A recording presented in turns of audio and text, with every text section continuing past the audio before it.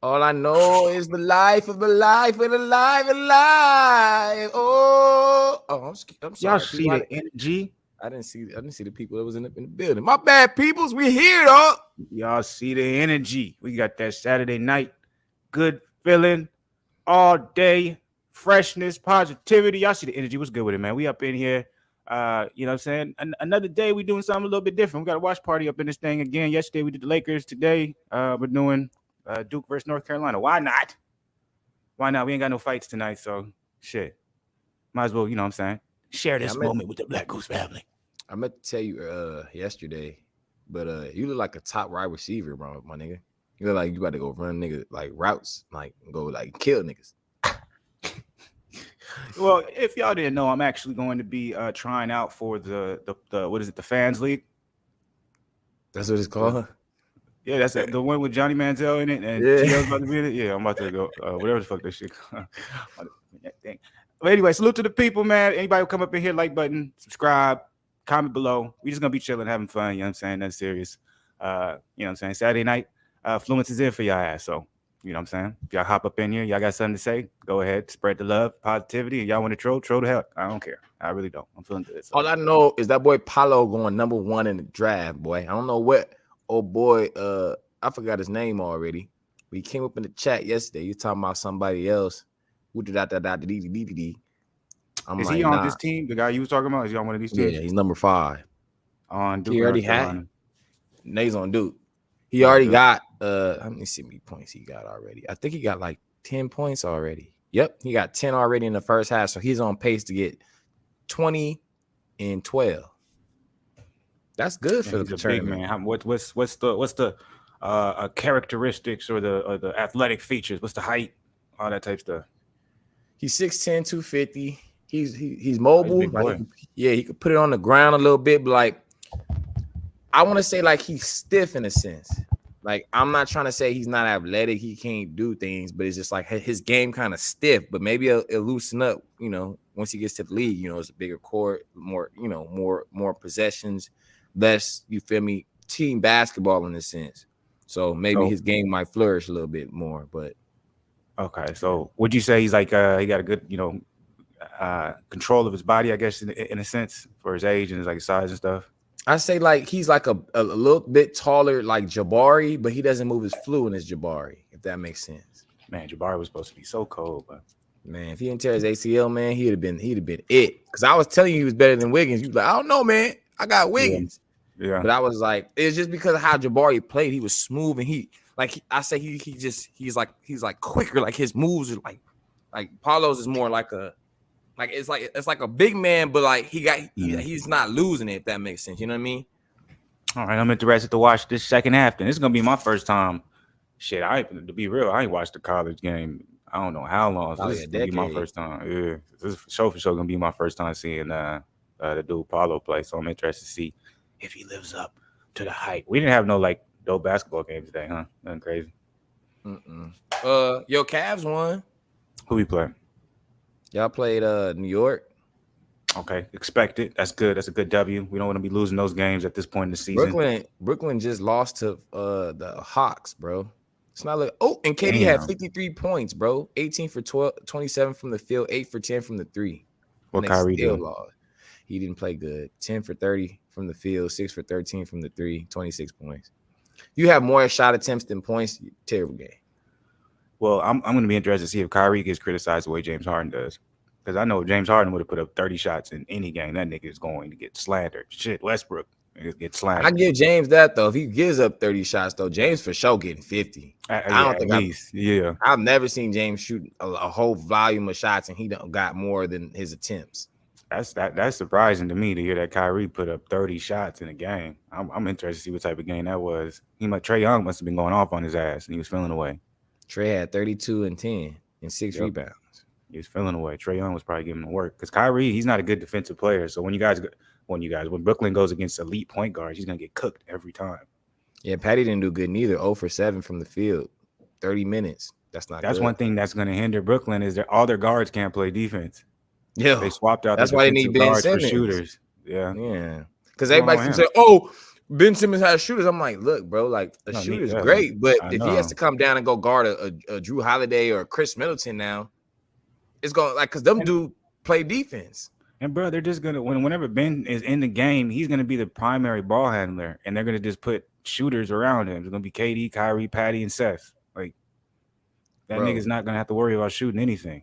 KD just got his career high, bro. He has 55 now. He has his career high in an L though.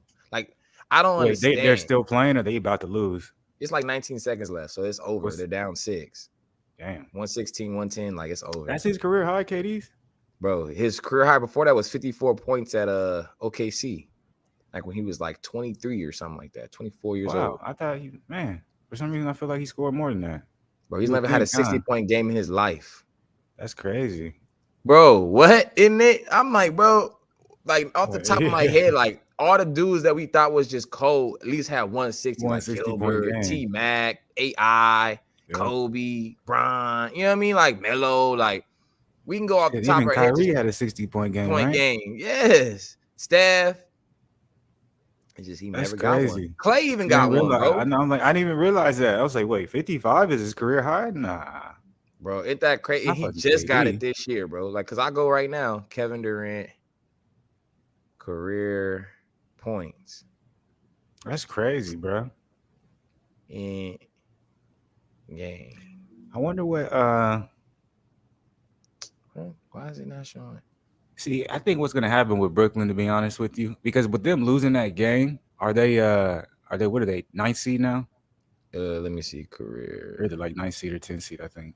Game. But I'm like, honestly, I think Brooklyn is done. I think even if Ben Simmons comes back before the playoffs, he's done. See, look, 54 points. Damn, yeah, you're right.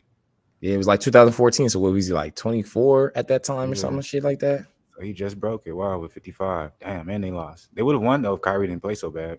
Exactly. But let me go answer your question though, because I think that makes the Atlanta Hawks in better position, bro. They're tied with the Hawks now. No, the Hawks are gonna take their spot. Because now they're gonna go back to 9th. They won the series, didn't they? Yeah, so they're 40 and 37 equally. So now so Brooklyn is 10th. They're gonna be 9th. They got Charlotte at 10th now. Ooh. They're in the playoff. They're gonna be in the playing game now, but it's like now they only have, if they get that 9th seed, they only have hope to be the first play the first seed, which could be Miami though. Yeah. So if you're in the 9th, they could beat Miami. The thing about Brooklyn though is they have the type of team where it's like it's gonna be hard for any of them to beat them 4 games in a row. Yeah, because they don't have enough defense. Because I'm like, Miami's gonna play defense and offense. Like, Bam gonna have the center on lock. Jimmy gonna play his defense. Kyle Lowry gonna play that defense. Like, they got complementary players that's gonna play defense but can play offense. Like, Bam has great touch around the rim. They're gonna make it hard for KD. Like, when you think about it, like Miami's gonna make it hard for KD. The Bucks are gonna because that's how I look at it. I'm like, any team that can make it hard for KD, the Brooklyn Nets are done. Because I don't think Kyrie's capable of being like, oh, KD's struggling, I got to take over. And then we both know Ben Simmons ain't finna do that. Hey, but Philly's low key lucky because they're in a spot right now where if they can stay in this 4th spot, they're either gonna play the Chicago Bulls or they're gonna play the Toronto Raptors. And either of those games are gonna be ideal for them because I'm like, Embiid's gonna wear out any of those centers on those teams, and James can go at any of those guards. Yeah. Is Lonzo healthy? Nah, he hasn't been back yet, bro. I don't know what's going on with Lon.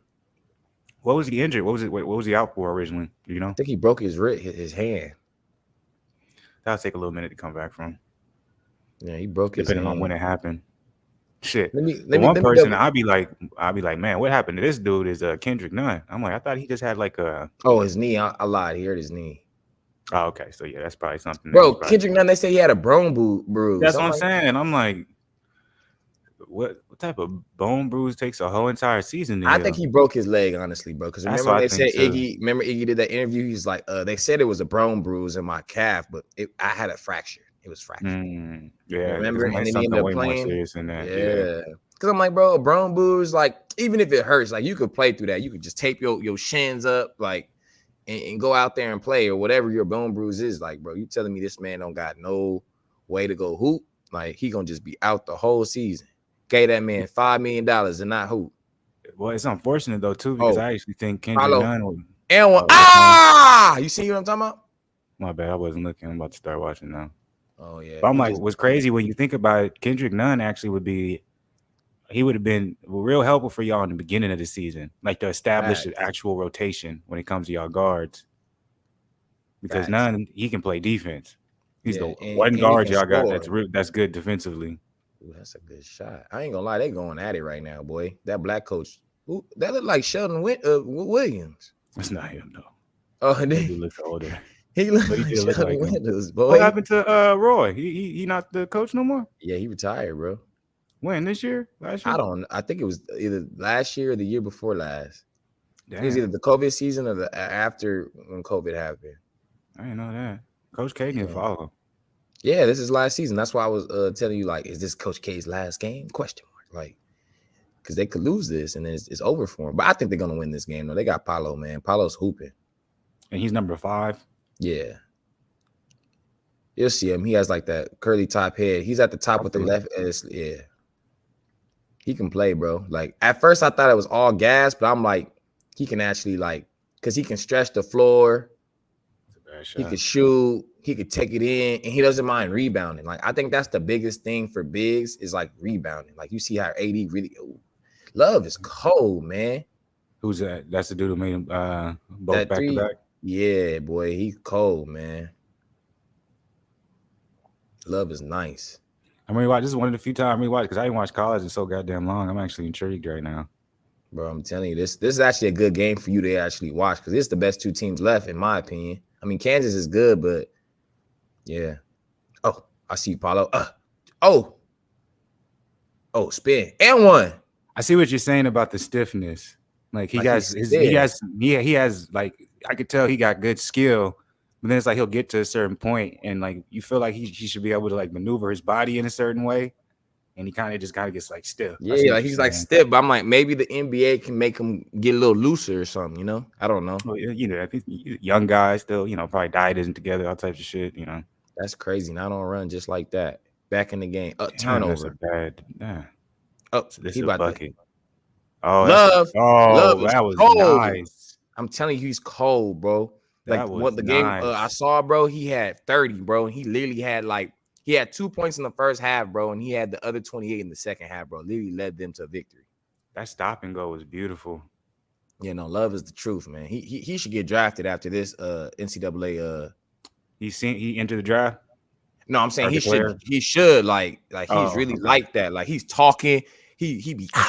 Did he have hype before this game, or is this something where it's like kind of like niggas is like before this game? Yeah, like Love's been on the map for sure. Like because I'm telling you, bro, he had 30 against UCLA, and UCLA was ranked higher than him, and he just came in. I'm telling you, he was hitting deep joints, like some Steph Curry type range. It's crazy. The one play I saw from Polo, I'm like, I was like, but I would keep watching, but I was just like, there ain't no way you can't be a top 3 pick and you get blocked like that. I'm like, you need to be getting a foul or you need to be raising over that young man. We got to remember, though, they played this team like 3 times already. This is the 4th time they playing all year. So it's like, you know what I mean? Like, they got the scouting report on him now. They're not going to just let him. Because I'm like, during the regular season, he was cooking them. But that was a good move. What I'm saying is that was a good move. Like, I thought he had him beat.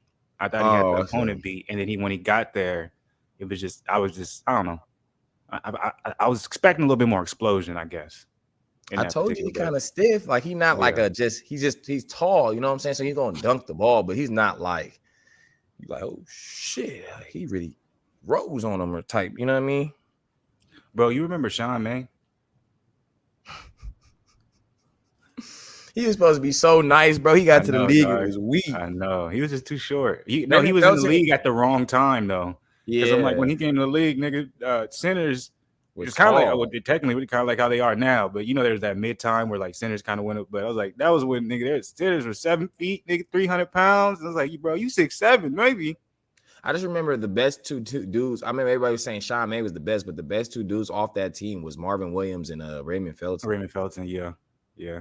Because like Marvin Williams was nice. Man, I thought Marvin Williams was going to be better than what he was in the NBA. He ended up just becoming kind of like he just accepted his role. Yeah, he just accepted his role. He was just like, y'all going to pay me how much? Cool. Yeah. I'll take it. You know what I mean? Yeah. But I I thought just Marvin wish Williams, the way he was at North Carolina, boy, I thought that nigga he was gonna was be cold, nigga. nice. Same thing with Corey Brewer though. I thought Corey Brewer was gonna be the truth when he got the league, man. I'm like, he's really cooking it. I always remember when Corey Brewer did that goddamn dunk on the fast break. And then Oh, and he nigga let said, go. he was like, it's like you Like, did why that did to he let go? yourself. Yeah. Like nobody came underneath you or nothing. Like, bro, you supposed to hold on to the rim. He just let go and was like, It's just like, bro, that was your fault, nigga. Like you did is that. that why, Like, that was the is that why in stupidest the shit. in the King song you said, and I got a second chin like Corey Brewer, and like you Brewer. supposed to not. Oh my God, Corey is something else, man.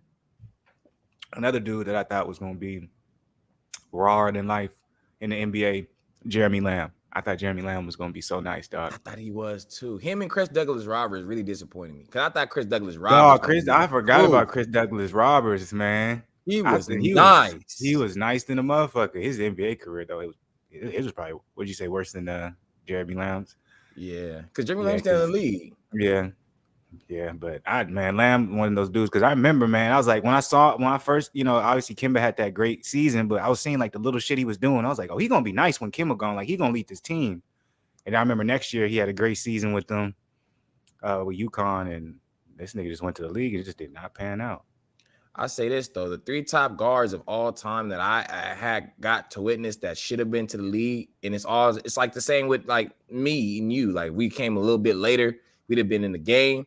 Was Caden Lucas, Chris Lofton, and Jacob Pullen. Them 3 niggas right there, bro. Because Chris Lofton led the league, the nation in scoring with 24 a game, and didn't get drafted. I said, how is that possible? The story of Kalen Lucas just I know he did get the injury and all that stuff, but it shows that at the end of the day, it's a product when it comes to the NBA, and there's a certain product they're trying to sell, and sometimes that product is, hey, I want this person to be this height, this size, this look. If we have to develop this person, or if we have to take our time with them person a little longer, I don't care because he has the look of the product we're selling. You know what I'm saying? Mm-hmm. I'm like, Lucas, there's no way Draymond Green should have got drafted and Kalen Lucas didn't. Draymond Green did not do shit for that team when they went to the Final Four game. Nigga, I watched it. Draymond Green, when I saw him get drafted, I said, that nigga, did he just get drafted? Not that he shouldn't have, but when he did, they were talking like this nigga was the reason they won. I was like, bro, he was. That was DeJon Summers and Kalen, because DeJon Summers was nice. Summers was nice as hell too, but at the end of the day, Kalen Lucas was that. I remember how cold that nigga. He was directing everything, all that type of shit. The reason why Green is so good at playing his role is because of Lucas. This nigga Lucas made sure everyone played their role and thrived in it. So I was like, man, you know me, Kalen Lucas. But Jacob Pullen, though, man. I don't care. Nobody say when he was there with Beasley and when Beasley left, boy, he was always beating Kansas, boy. But what Kansas was at the? Doesn't it fit the narrative of where we're a product? Like, okay, yeah, Pullen, Kalen Lucas, you're nice, but you know, I don't got to look like a 6'7" dude, and he can be. You know what I'm saying? Because the same thing with Pullen. Pullen's only like 6 feet. Yeah, but he was a Lucas dog, was only like boy. 6 feet, 6'1". He was a dog, though. I love Pullen game. He used to come up. I remember I watched the Kansas game. I watched the Kansas game at K-State, bro. He was coming down left to right, right to left, pull up midi, cash. He was coming off the screen. They was all in his face. He still make cash. I'm like, oh my God, he's cold. Bro, he was cold. A lot of niggas don't know Patty Mills cooked Steph Curry when they played in college.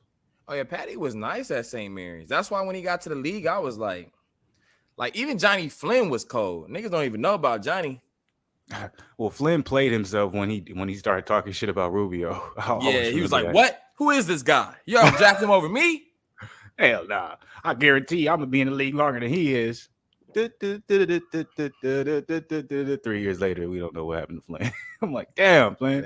Granted, now I don't think they liked him talking that way. I think he shouldn't have been talking, because what it did was it made the international guys more mad, like the Spaniards and stuff. They just like, who is this guy think he's talking about? Like Rubio's been on the Olympic team type shit. Like nigga was playing since he was like in pro since he was like 15 or something like that.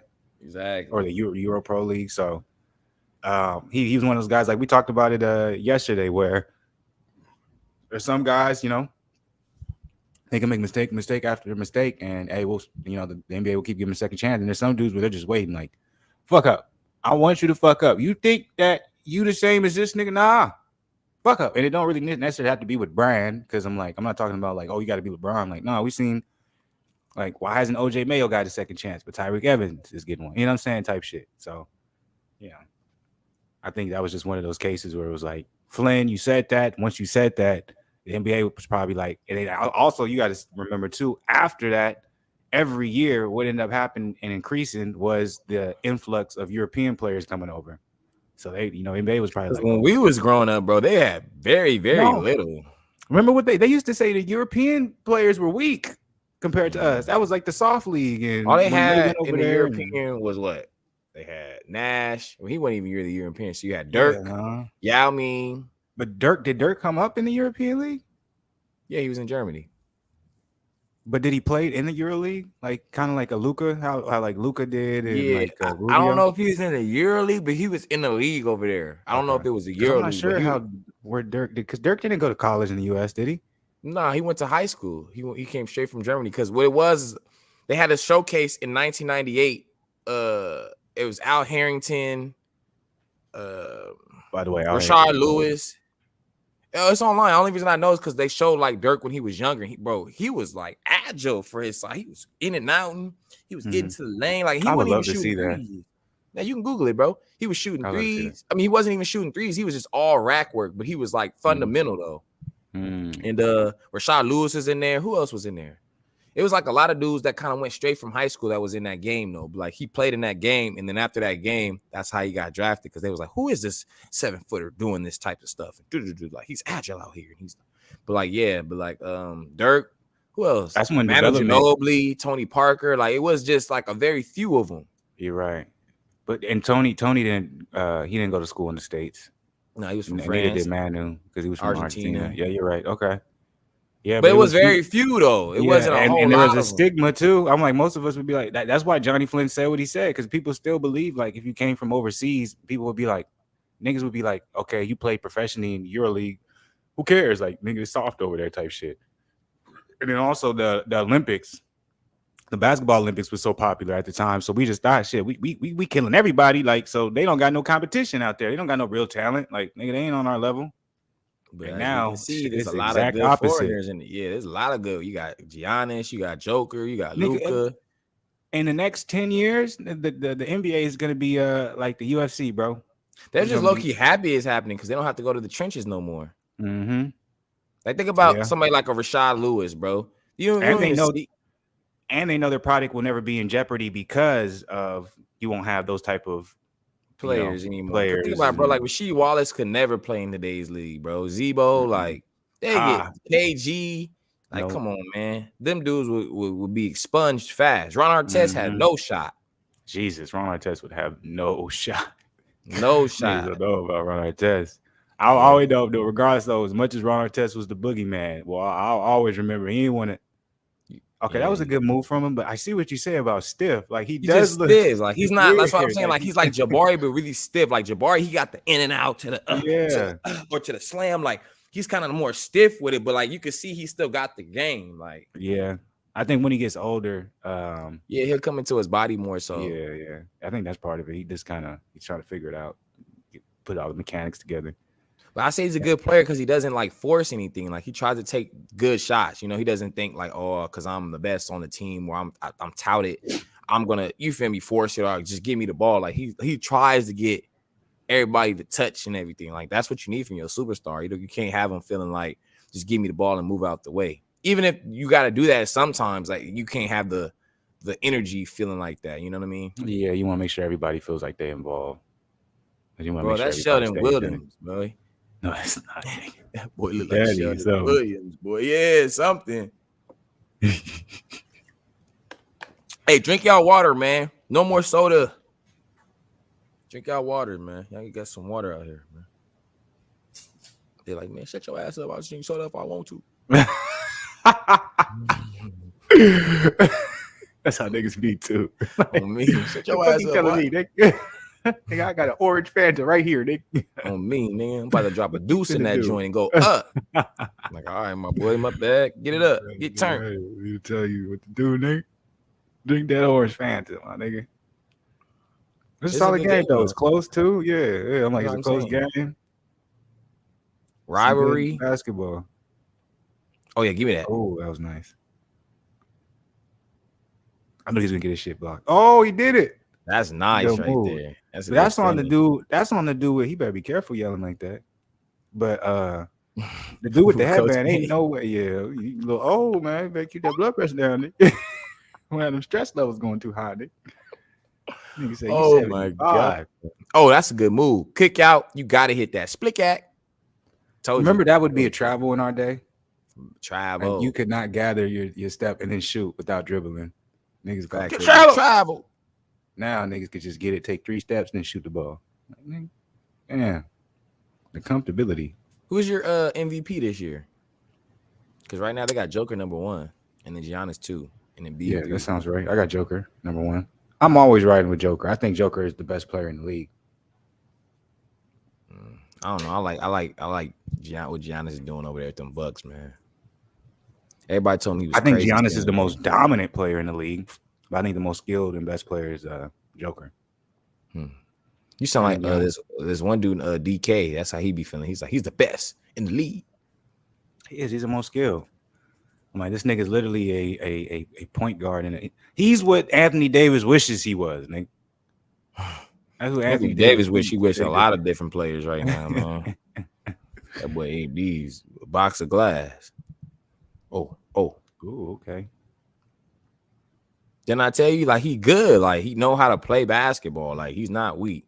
That is nice, but do you think he'll be able to get that off in the league with more athletic big men? Well, that's what I'm saying. It's gonna be more spaced out though, so that's what I'm saying. We're gonna see. He's just, I don't know, man.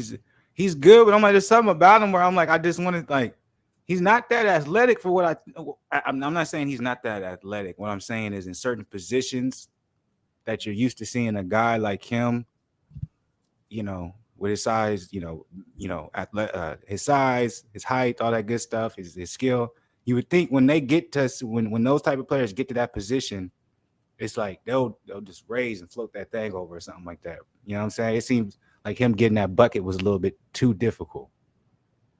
Well, that's what I'm saying. When he gets to the league, he can blossom. You feel me? Because I'm like, he just might be.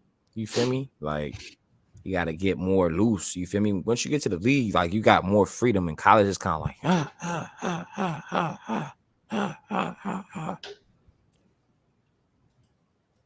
maybe he won't get you feel me, looser. I don't know. That's what I'm saying. No, I see what.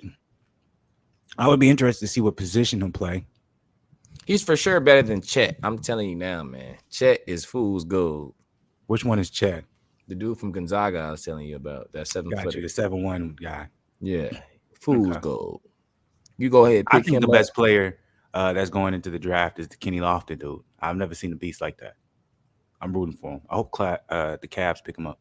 What are you talking about? I don't even know who Kenny Lofton is, bro. We was talking about him yesterday. The big boy. He's like he's on Virginia Tech. Or what was it? Kentucky. He's like 6'9", 300 pounds, light skinned dude. Oh, you talking about from Louisiana Tech? Yeah. He cold to me, man. Nah, he's good just because he knows how to move that weight. Yeah, he's fundamentally. Look at his fundamentals. I'm like, his fundamentals is ridiculous. You want him to replace K-Love? Yeah, get K-Love out of here. You know what I'm saying? Tired of K-Love, man. Watch y'all get to the playoffs and it's gonna be because of K-Love game winner. Hell no. K-Love is toxic, man. That man, when we was after LeBron left, that nigga was nothing but toxicity. Sexton was our only life. Hey, this guy right here, don't do nothing wrong. Get this guy. Well, he gonna remember it all. I remember this motherfucker. He wasn't fucking with us, man. He had the young guys feeling weak. He did though, man. He was toxic to the locker room, man. Like, that's a fact. I'm not saying you wrong, but I'm like, damn, my boy can't get a little slack. You just like FK Love. That guy got a ring and brought a ring to your organization. It's good with a J resells. Never seen you before, man. Go ahead, subscribe to the channel. And like, come on, man. Why would we have to show a free game? I know. Like, I understand when people come in here and we watching pay-per-views and stuff.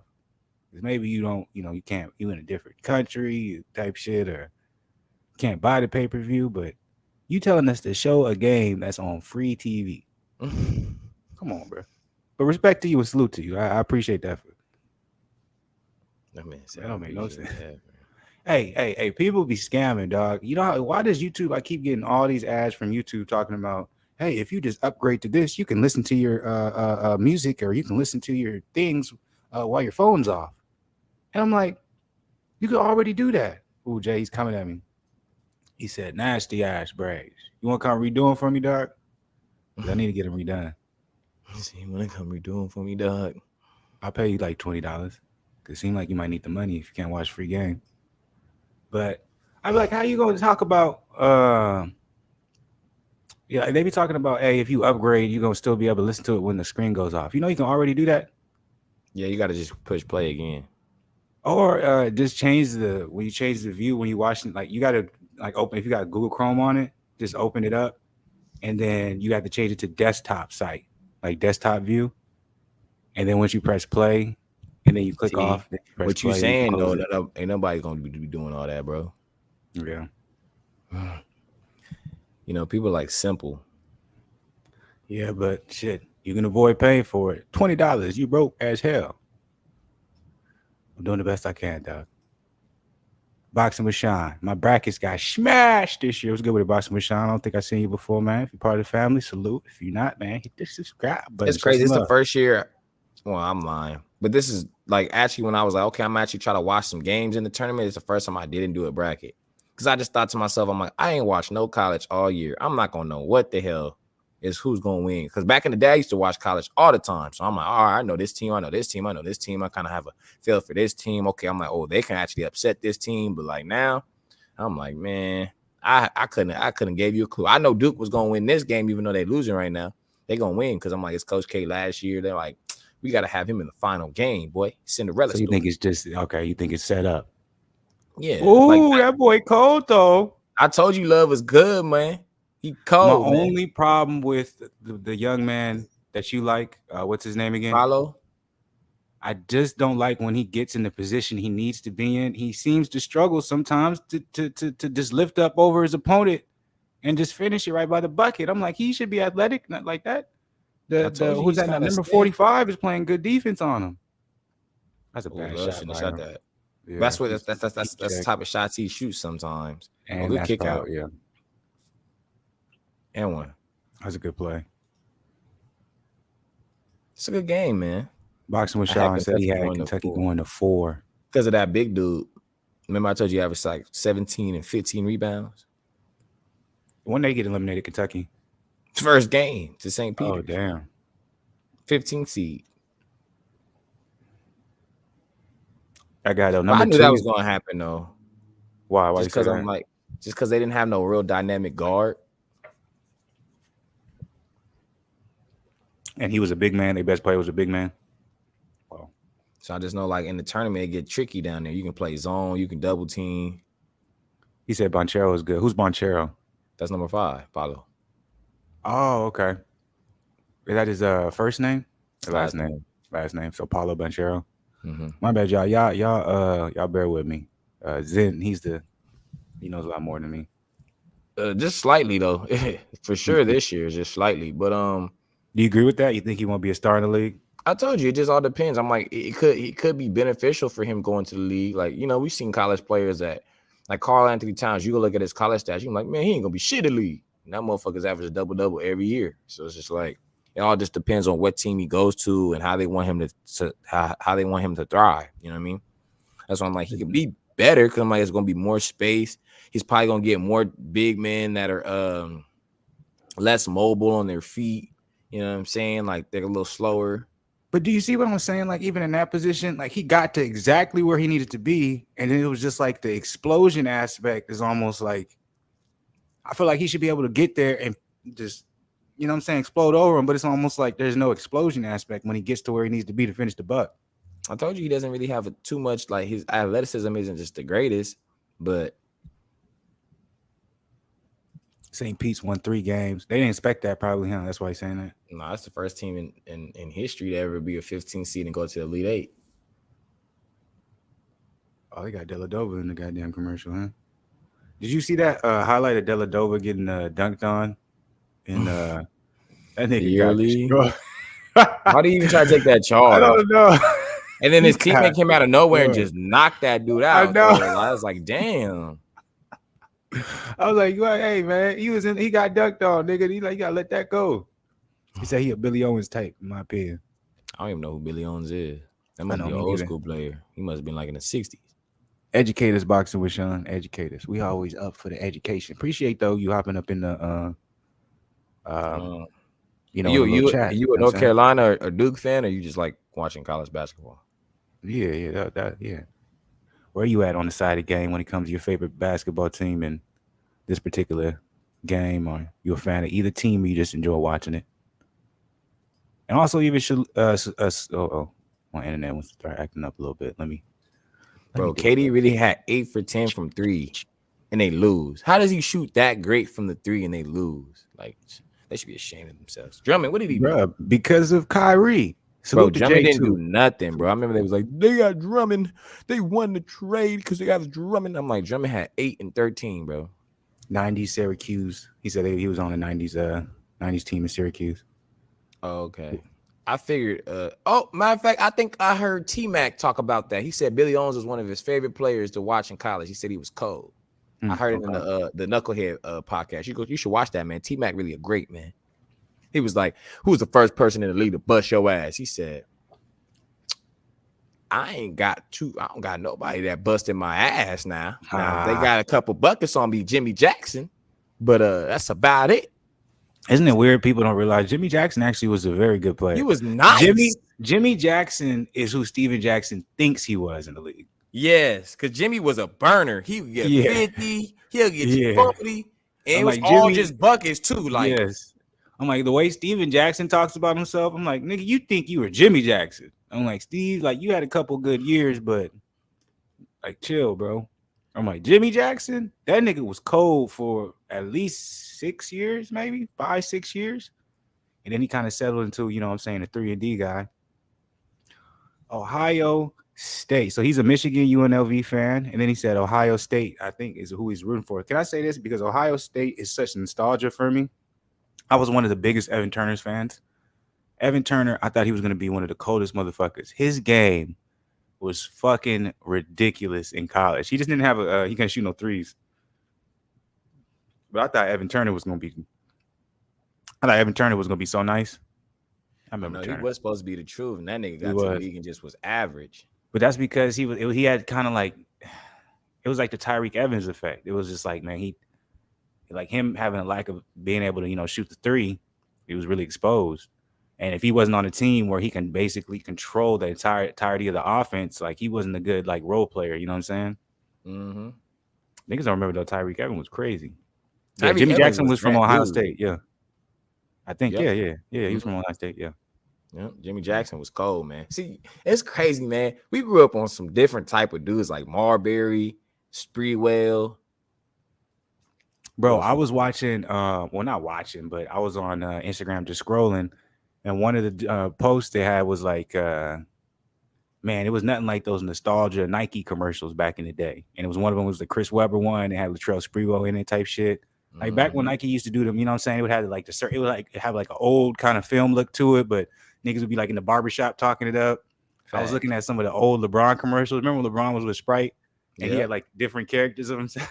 I was like, man, I'm like, they don't do that no more. These guys State Farm commercials now, nigga. Yeah, they're not like creative. Damn, that dude getting skills. Oh, he missed that layup. And one. State Farm.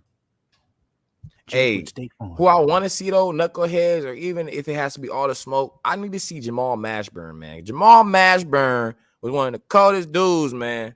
He was nice with BD. Mashburn don't get no love. Jamal Mashburn was that dude, man. He was cold. Salute to the people. Salute to everyone hopping even up Rip in here. Hamilton was cold to me, man. I thought Rip was nice. He used to get Kobe fits. Rip was nice. That nigga was a bucket, nigga.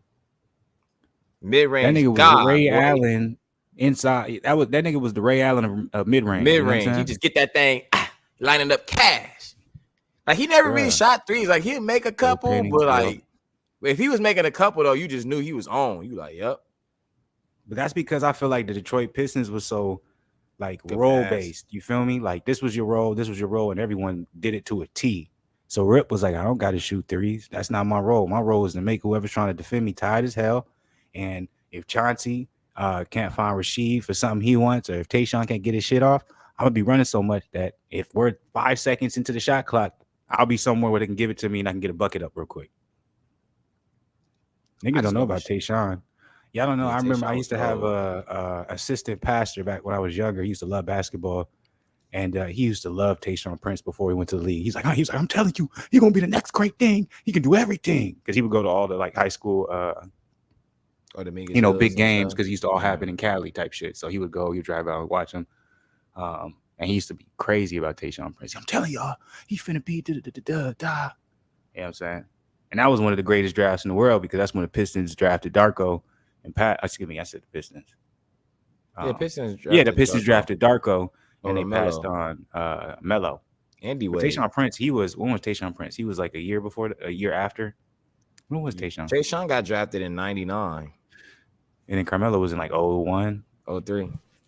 03, that's right.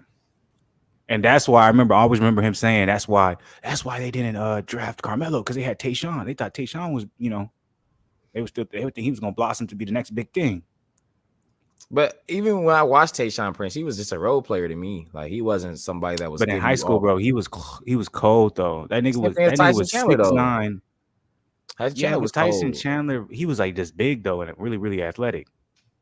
You know what I'm saying? Well, I'm saying he was Ty Crane. That's where they got that from, Coach Carter. Ty Crane. But what's it called? It's just crazy because I don't care. Nobody say, man, and I like KG because he does give Rasheed Wallace his flowers, but I'm telling you, Rasheed Wallace got to be one of the best power forwards that never got like star publicity. Like, it was always for negativity, like, oh, his technical fouls or whatnot. But Rasheed Wallace was a problem, bro.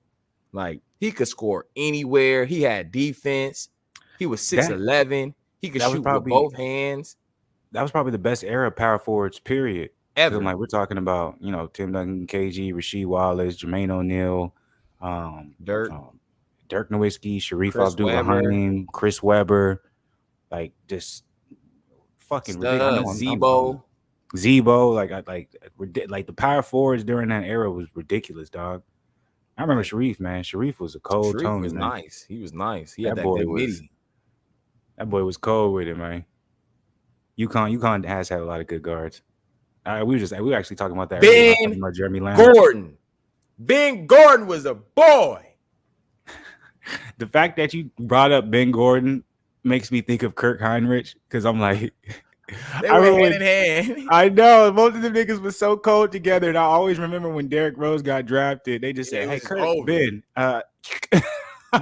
we had fun. Y'all can now go be somewhere else, my nigga." I always remember that, bro. Because Ben Gordon was the first rookie ever to get 6th Man of the Year, man. Ben Gordon was cold. Ben Gordon was a cold piece, nigga. But you know who was really nice, and I wish he would have really blossomed into more of a star, because he was really cold. And he still can kind of play still, but Rudy Gay, man. Rudy Gay was that guy. Bro, you know me. I was the biggest Rudy Gay fan, bro. He was, though. You was like, Rudy Gay! Rudy! He used to always play with the Memphis Grizzlies, too. Bro, he was so nice, but he just never had a chance to, like, be that guy on the team. I remember there was a year when Rudy Gay was going at LeBron crazy. Bro. Every game they played Bron, man. I was like, this nigga Rudy Gay, is he trying to make a point? He always hit that fading, gliding shot on the right ring. Yep. Game dudes. Cash. Yep. I'm like, that boy was automatic. He would just back down and I'm like, that boy Rudy If they don't retire his number, bro, I think that's crazy. How you gonna retire Tony Allen's number over Rudy Gay? And Rudy Gay's bounce was out of this world. Crazy. Man. When Rudy, I remember for the longest time, Kevin was trying to do that reverse windmill he used to always do. Be like, hit the Rudy Gay, Kev. Hit the Rudy Gay. He's like, all right. That shit funny. D Rose he's one of my favorites too, bro. Yeah, D Rose is legendary. Anybody that grew up knew he was gonna be a boy after Memphis. Like, nobody thought nothing less. Shit, I didn't expect him to be as nasty as he was in the league. Like, that threw me off. Like, that nigga's an icon, basically. Who? Oh, D Rose, bro. He's a legend in Chicago. Everybody talk about D Rose. Like, no matter any type of Chicago dude I ever met, bro, they always tell me, like, after Michael, of course, they like, D Rose, man. I wish he never got hurt, man. He was the coldest thing, boy. He was cold, and he was though. If he wasn't for Brian, he'd get to the finals that year for sure. Well, he would have been something everybody would have been talking about probably for the next, I don't know how many years, if he didn't have to deal with those injuries. Facts though, because I'm like, shit, Westbrook, that was the only one you could kind of compare athletic wise, but I'm like, Derrick Rose just did it different. He was under control more. He had the floater in the lane. He had the left hand floater. Let's be real. Rose was a better player than bro. Come on, man. Derrick Rose took Memphis that was unknown all the way to the championship game and winning from Mario Chalmers. He has a ship right now. Am I wrong? Mario Chalmers was that guy. Yeah, niggas don't know how cold Mario Brandon Rush. People forget about that team, boy. That team was nice. Bro, people forget about Brandon Rush. Brandon Rush was good, but I remember at that time, Chris Douglas Roberts was better than him, in my opinion. Chris Douglas Roberts was nice, boy.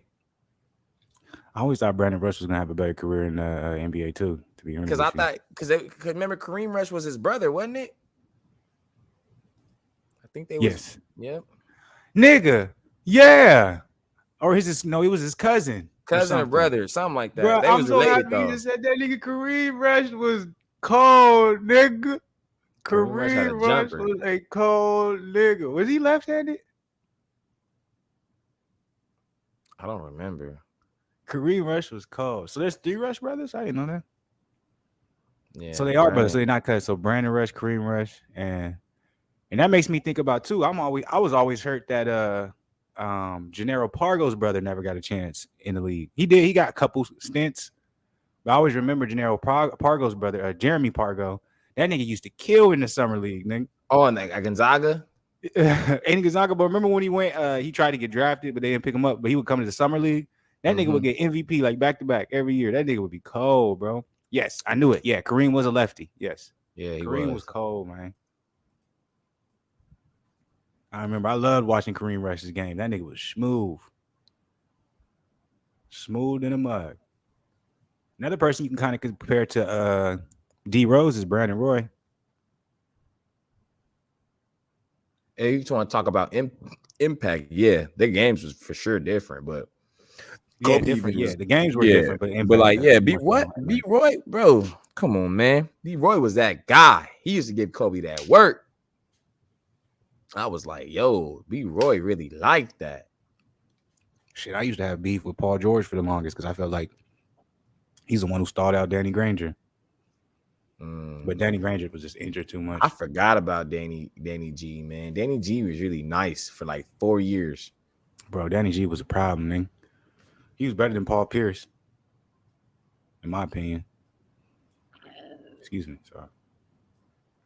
This shit right into the motherfucking. It's tough because Paulie was nice. I'll say this about Paul Pierce. Yes, he was very nice. I will say that I feel like a lot of people disrespect him now, and it's not warranted just because he has a very unlikable, just like he's just unlikable as a person, in my opinion. Like when I listen to Paul Pierce talking, shit, I'm like, I don't know why, dog, but you is just a weird guy. Yeah. I never liked him even before, though. I think it's because of that. Like it was like with Tim Duncan. I didn't like Tim Duncan just because I just knew how good the Spurs was. So they used to always just give my Lakers so much hell. But it was like I didn't just like dislike Tim because of how he carried himself or something like that, or how he kind of spoke or whatever, because he didn't really speak. But like Tim Paul Duncan, I was indifferent because I was just like he had that mysterious thing. So I was like, I don't really know. You know what I'm saying? Even though I didn't like the Spurs, kind of similar to what you're saying, the whole system thing, but it was just something about Paul because Paul would speak, and when he spoke, I just used like, to man, talk, but he was super cocky though. Like, bro, that nigga he would cocky, try to tell us like, nigga, how much good is Kobe? Did I just be like, yo, chill, Paul, like you cold, man, but like you're not better than a lot of dudes in the league right now. Yeah, dog. like let us tell you that you that good. Stop trying to tell us how good you just is. got big headed when Shaq called him the truth. That's when he got his head big. When Shaq called him the truth. That's when, because Shaq was the best in the league at that time. So you got the best in the league, best center damn near of all time. You can argue, telling me I'm the truth. I'm the truth. You know what I'm saying? Duncan or KG? That question, Duncan or Garnett? I go KG just because I like the intensity. So if you were starting a team and you had to pick, you can either pick Tim Duncan to have on your team or Kevin Garnett. You going with Garnett? Yes, just because I'm like. KG can inspire in a sense, his energy, his work ethic. He gonna get in the gym. He's not gonna not work. You know what I mean? Mm-hmm. So it's like, I'm not saying Tim Duncan's not gonna work, but I feel like Tim is more of like a quiet leader. Like for me on my team, I want somebody that's gonna be like, "What's up, nigga? What you doing, nigga?" Like, you feel me? Get that and what are you talking? You feel me? Like create some animosity in practice. Cause I'm like, I feel like when practices are just kind of just neutral and you kind of like just getting through, you're not really getting the best out. You see how Kobe going to practice, like, y'all weak motherfuckers ain't getting me better. I should have stayed at the gym. Like, you feel me? Like, I'm not saying that works for everybody, but his personality, I think that's how I want one on my team. Just because I'm like, I see how the game's played today. I'm like, I need some intensity in my practices. I don't want to go to practice feeling like it's just dull in this joint. You feel me? Like Tim Duncan's just killing because he's just a killer. You know what I'm saying? Like, get the ball, post, hook, bank shot, just bank shotting people to death. Like that. I'm not saying he's not gonna help lead your team. Me personally, I don't want KG. And surprisingly enough, if you want to be 100, I'm going with KG as well. Now I'm not saying KG is a better player than Duncan. It just kind of goes back to also me, having a certain feeling toward the Spurs where I feel like it's such a system when you go on to that. You know what I'm saying? Greg Pop is the leader of that. So if you're being put in a position for success to happen as long as you follow A, B, and C. You know what I'm saying? So that means that, in my opinion, Tim Duncan, he could focus on strictly being who he is and playing the game. You know what I'm saying? He didn't have to worry about being a leader or, revving up his teammates in a certain area, or when shit got bad, make sure everything was cool. He had David Robinson for that. Shit, he had Pop for that, because Pop put in a system in place where it's like, I'm gonna handle all that shit. Y'all just make sure y'all do what you know what I'm saying. I'm telling you, it was a culture, because I'm like, one thing when I listened to KG, he was like, I had like 8 head coaches in like my first 10 years or something like that, or my first 8 years. So it's like, when you can't even have a coach that's established with your program, you're gonna have all different. One coach gonna tell you, be you, KG, go to work, and then the next coach be like, KG, we need to be more unselfish. Because I'm like, you look at it, KG, he was the first big for real to average 6 assists. Maybe besides Wilt, but Wilt was just, that's just a different type of category. But a first big man to really average like 6 assists a game, like 24 rebounds, 24 points, 11 rebounds. Like, he was doing it all, like 2 blocks a game, defensive player of the year. Like, he was literally putting the whole team on his back. And he was the point guard of that team. A lot of people don't want to give KG credit to everyone wants to look at, his average is like 20 points a game. Like, look, he never had a real point guard. The first real point guard he ever had was Rondo. He never had a point guard before that. Some may argue, Sam Cassell, but Sam Cassell was at the end of his career by then. So I'm like, I don't really count that. So I'm like, other than Rondo, he never had a legitimate point guard. And I'm not talking about he has to be great, but a point guard who embraced the point guard role, he never had that when he was with Minnesota. He always had like a scoring, offensive-minded point guard. You see what I'm saying? So that's why he did average a lot of assists, because a lot of times KG was the nigga who was making sure everyone got involved and making sure the game flowed a certain way, because there was no system. He took that Wolves team to the Western Conference Finals, and if it wasn't for our, Shaq and Kobe, bro, he goes. They were not good, bro. But I was saying, he went to the Western Conference Finals. Was Wally Zerbiak. Wally was nice though. I liked Wally. He was nice. But I'm not gonna be disrespectful, but Wally was good. He had a clip, boy. He had a clip, but that nigga could play no defense. No, that nigga got murdered on defense. Remember they had Mark Madsen after we had him. Shit, they had Michael Olowokandi, man. They're bad. Nobody even talks about scorer, bro. Was Troy Hudson. Or third best was Troy Hudson. Like, they don't even talk about Olowokandi being the worst number 1 pick ever. It's just always Kwame. I know, that's the crazy part. I'm like, Olowokandi was way worse than Kwame. Olowokandi was trash, bro. Yeah. He was weak. I used to think, like, why did they pick him up? Like, bro, used to look at the stats. He averaged like 5 points a game, 3 rebounds. I'm just like, how is he 7 feet averaging 3 rebounds? Oh, hold up, my food's approaching. I'll be right back, y'all. Hey, man, this game is good, y'all. I don't know if y'all still tuning in. I'm still watching the game, though. North Carolina's down a point. They're playing good basketball. Love just drove to the lane and one. Oh, not and one, but he scooped it. Is this an ant? Oh, we got to kill you, my boy. Oh! Did he die? Hopefully he died. Love went to the lane. Scoop layup. Now that North Carolina's up 1, 69-68, 2:46 left in the game. They kicked it out to Paulo. Paulo has the one-on-one with number 45. He has to get this bucket.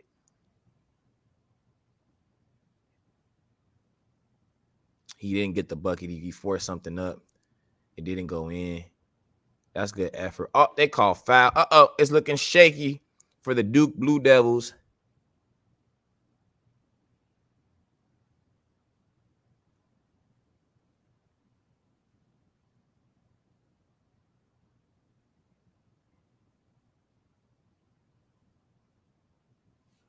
It's getting shaky. Oh, they're in the bonus too. Oh, that was a dumb foul right there, boy. This dude gonna hit both his free throws. So it's looking like North Carolina's gonna go up 3 points if this dude make both his free throws, man. I think they're just in the one-on-one, one-on-one. Are they in the double bonus? I think they're just in the bonus. Yeah, so he goes in here, misses this, boy.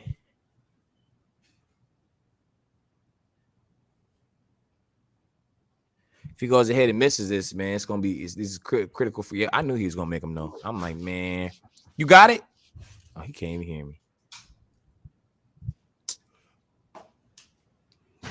Back up in this. He said, you probably already said it. Worst number one is my Canadian dude where Anthony. Oh man, Don't talk about. Oh man. Oh, this guy was so hurt after that. Well, he's like, yeah, we got Anthony Bennett. I'm like, yeah, I ain't gonna lie. It was my fault back there. I'm a Cavs fan, so that hurt me. But I'm not gonna lie. I remember I was telling him, I'm like, Anthony Bennett might be solid for y'all. I didn't know he was gonna be out of shape coming into the. Oh, that's a big three right there, boy. Duke going up by 1 point. This is a crazy game. 2 minutes left. It's going crazy right now, y'all. I think Bennett's problem was just work ethic. Excuse me. Yeah, he got out of shape, bro. He got that money. He got drafted number 1. He got that contract signed. He was like, I'm good. Like, and then he forgot the work had to come. He forgot he was on the worst team in the league. So he forgot he had that to was produce. The biggest problem. I think if he would have been on a different team. Ooh, white boy hit that joint, boy. Yeah, I know. I'm like, you talking about Duke. I don't think Duke finna win, bro. Nah, I don't know, man. They just hit a 3, man. Paulo got to get the ball and go to work. Oh, no, that's Paulo ain't doing shit. Oh, good kick out. He about to make Paulo not that cash. Guy. Oh, okay. Oh, that's a good tip out. That's a championship play right there. Nah, Paulo ain't. Oh, you talking that shit, boy? Hit that shit. I'm just saying, Paulo ain't that guy. You talking that shit that just hit that 3. Markelle Fultz was a bad number 1 as well. There's been a lot of bad number 1 picks. But to his discredit, though, man, he had that shoulder surgery and he had dudes telling him how to shoot the basketball. Like, that's where it got tricky for him because, like, they wanted him to be such a big prospect, but in the midst of that, they didn't let him find his own way. They tried to tell him his own way. You know what I mean? I'm like, he was at the point before LaMelo broke it. He was the youngest dude with a triple-double. Like, you know what I'm saying? Like, he had promise for sure. And I still think he can still be good, but I'm like, it's hard. Like, besides T-Mac, bro, who's been on the Orlando Magic in the past 10 years or 15 years that's actually thrived and blossomed?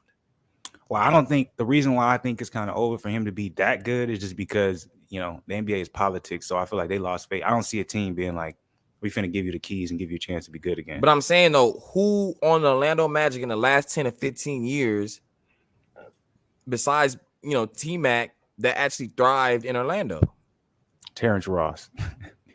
Come on, man. See, like you got to make a joke about it. I'm like, nobody, bro. Like, literally nobody, bro. Like, Steve Francis' career literally went down the tubes once he got traded to Orlando. Orlando ain't shit. Let's be honest. But I'm just saying, like, when you go to Orlando, your career's over. Vucevic was over there damn near his whole career. He didn't get no love. All of a sudden, he on the Chicago Bulls. Everybody talking about, oh, Vucevic actually solid. The best thing we've gotten from Orlando is Summer League and the bubble, nigga. Shit. They shouldn't even have a team, man. Yeah, man. They shouldn't even have a team. Doodle-doo-doo-doo. Salute to like Orlando's low key like the Bobcats, man. Remember Gerald Wallace? He was nice. He was, but that nigga ruined the dunk contest. Oh man, that was so terrible. Remember that nigga looked like he didn't care. I remember I was watching. I was like, does he even care that he's here? It don't seem like he give a fuck. He came out and did some shit like a one-handed dunk, like boom. He went back down. He just sat down. Like, I'm like, did somebody force you into doing the dunk contest, Wallace? Like, what's going on here? He ended Gilbert Arenas' career too. Gilbert Arenas said like Gerald Wallace went for like a play or did something and like hit his knee. I remember that. Yeah. I remember that. He didn't end Gilbert's career. Gilbert, my problem with Gilbert, man, and him talking as much as he is like, Gilbert, do you not realize that you had one of the worst work ethics when it comes to someone as talented as you? You were lazy, dog. You didn't take care of your body, so your body deteriorated. So stop blaming it on everyone else. It shows now. Like you tried to fucking play in the big three and you were too out of shape to do anything. You don't take care of yourself. Oh, what a play. So I was like, that's my problem with Gilbert. Like, shut the fuck up, dog. Stop Oh acting yeah, like when you he didn't want this. to. Dang, I remember he said he's like, I don't want to play for Vancouver, and he looked mad when he got drafted there. And they ended up trading like I forgot who they traded away to get him to the Rockets though. That would have been cold. Yeah, that'd have been nice. But like, let's not discredit Stevie franchise and Coutinho Mobley. That was a cold ass backcourt too. It was cold. Coutinho Mobley. Coutinho Mobley was no goddamn joke. Nah, he was nice, man. He gotta be one of the coldest left hand dudes ever. Mm-hmm. Cause he still give out dudes work. He be in the Drew giving work. That's why when I get mad when I hear Gilbert talk. I'm like, at least like shit. Paul Pierce isn't even as bad as Gilbert.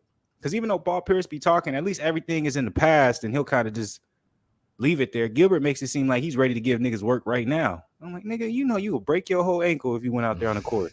Old fat ass. Let's see if they could just bug it. Oh, what they call? A foul. Number 5 on North Carolina. That nigga look like he 42. With the headband. That nigga that tat on his neck. Yeah. That nigga do not look like no young nigga. Dang, that man had 11 and 21 rebounds though. He was going to work. Who? Number 5? Yeah, look. Oh shit. He was hooping. He don't look like he good for some reason. Like just off eye test, he look like he weak. But he might be like a Tristan Thompson type, and if he gets to the league, man, just grab. Tristan Thompson. God, that would have been crazy though. That lineup. Sharif, man, I feel like Sharif was so underutilized, dog. He was on the wrong teams his whole career, man. Shit, I thought Bonzi Wells was cold as hell, nigga. I thought Bonzi was good. Game, nigga. It's just he after he did that, what did he do? He flipped off. He choked. I thought he choked. Oh yeah, choked the fan. He did both. I think it was numerous things. But I think it started off with like he got into an argument or something, flipped off a fan, and then next incident he like choked out a fan or some shit. Yeah, Bonzi was crazy. Nigga was no nigga to mess with. He's good now. Remember he was in the big 3 and he had to stop because he had that heart condition. Yeah, I remember. He missed both. I remember Sprewell when he choked out was it Don Nelson? Yeah. Choked that man out. Both hands. When a nigga choke you out with both hands, nigga, that nigga mad. He over you. He like, I want to squeeze the life out your ass. Oh, love is cold. That's game, nigga. Love is cold. Love should be drafted. He should be a top 5 lottery pick, even though he takes bad shots. That boy, that nigga got a dog in him. He didn't even think about that shit. He just pulled up on him. I told you, bro. That was cold in a mug. That nigga just pulled up. He didn't even think about that. Over the big man, too. On me, he like, hold that, nigga. Hey-ya! Damn. Yeah, Bonzi Wells, he was that nigga back in the day. I remember that Portland team, man, when they was stacked. Man, Damon Stoudemire. Yeah. Sabonis. Niggas don't know. Stoudemire was cold. Damon Stoudemire was different, bro. Yeah, he was nice. And then after Portland, his career went down the tubes. They had Scottie Pippen on there. Damon was another one of those guys, though. You can tell he didn't take care of his body, too, though. Because I'm like, what I'm saying? After, 6-7 years, man, when he started getting older, he started just his whole face. You always know a nigga don't take care of his body. You can look at their face. When that face started to why I hate it, though? I used to hate Doug Christie, man. I can't stand him. I never understood. I was like, I don't know what he does really that good.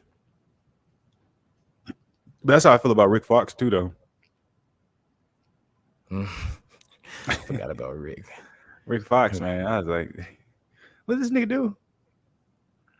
I ain't gonna lie. I used to watch Lakers all the time, bro. I'm like, does he shoot threes? I didn't know. He always started. What was his role? I have no clue. I But feel who was really nice was Glenn Rice, man. Glenn Rice had a smooth ass game, boy. I like Glenn. Glenn Rice was nice. Remember Isaiah Ryder? Yeah, Isaiah Ryder was cold. I was just actually watching a clip where KG, when he was a rookie, they were playing Chicago Bulls, and Isaiah Ryder was giving Jordan work. And then KG, he was like, "Yeah, what's up, Jordan? You can't handle this." Da-da-da-da. And then Ryder was like, "Hey, bro, like I know you new to the league, but don't do that."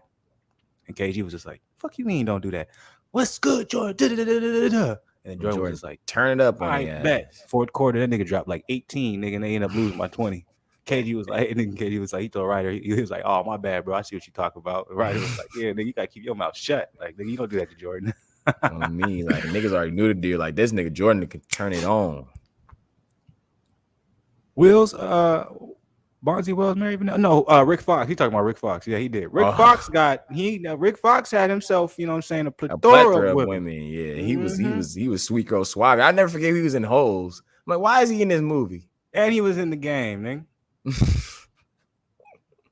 I remember that he was with Tasha. Yeah, he for sure was. He was too much.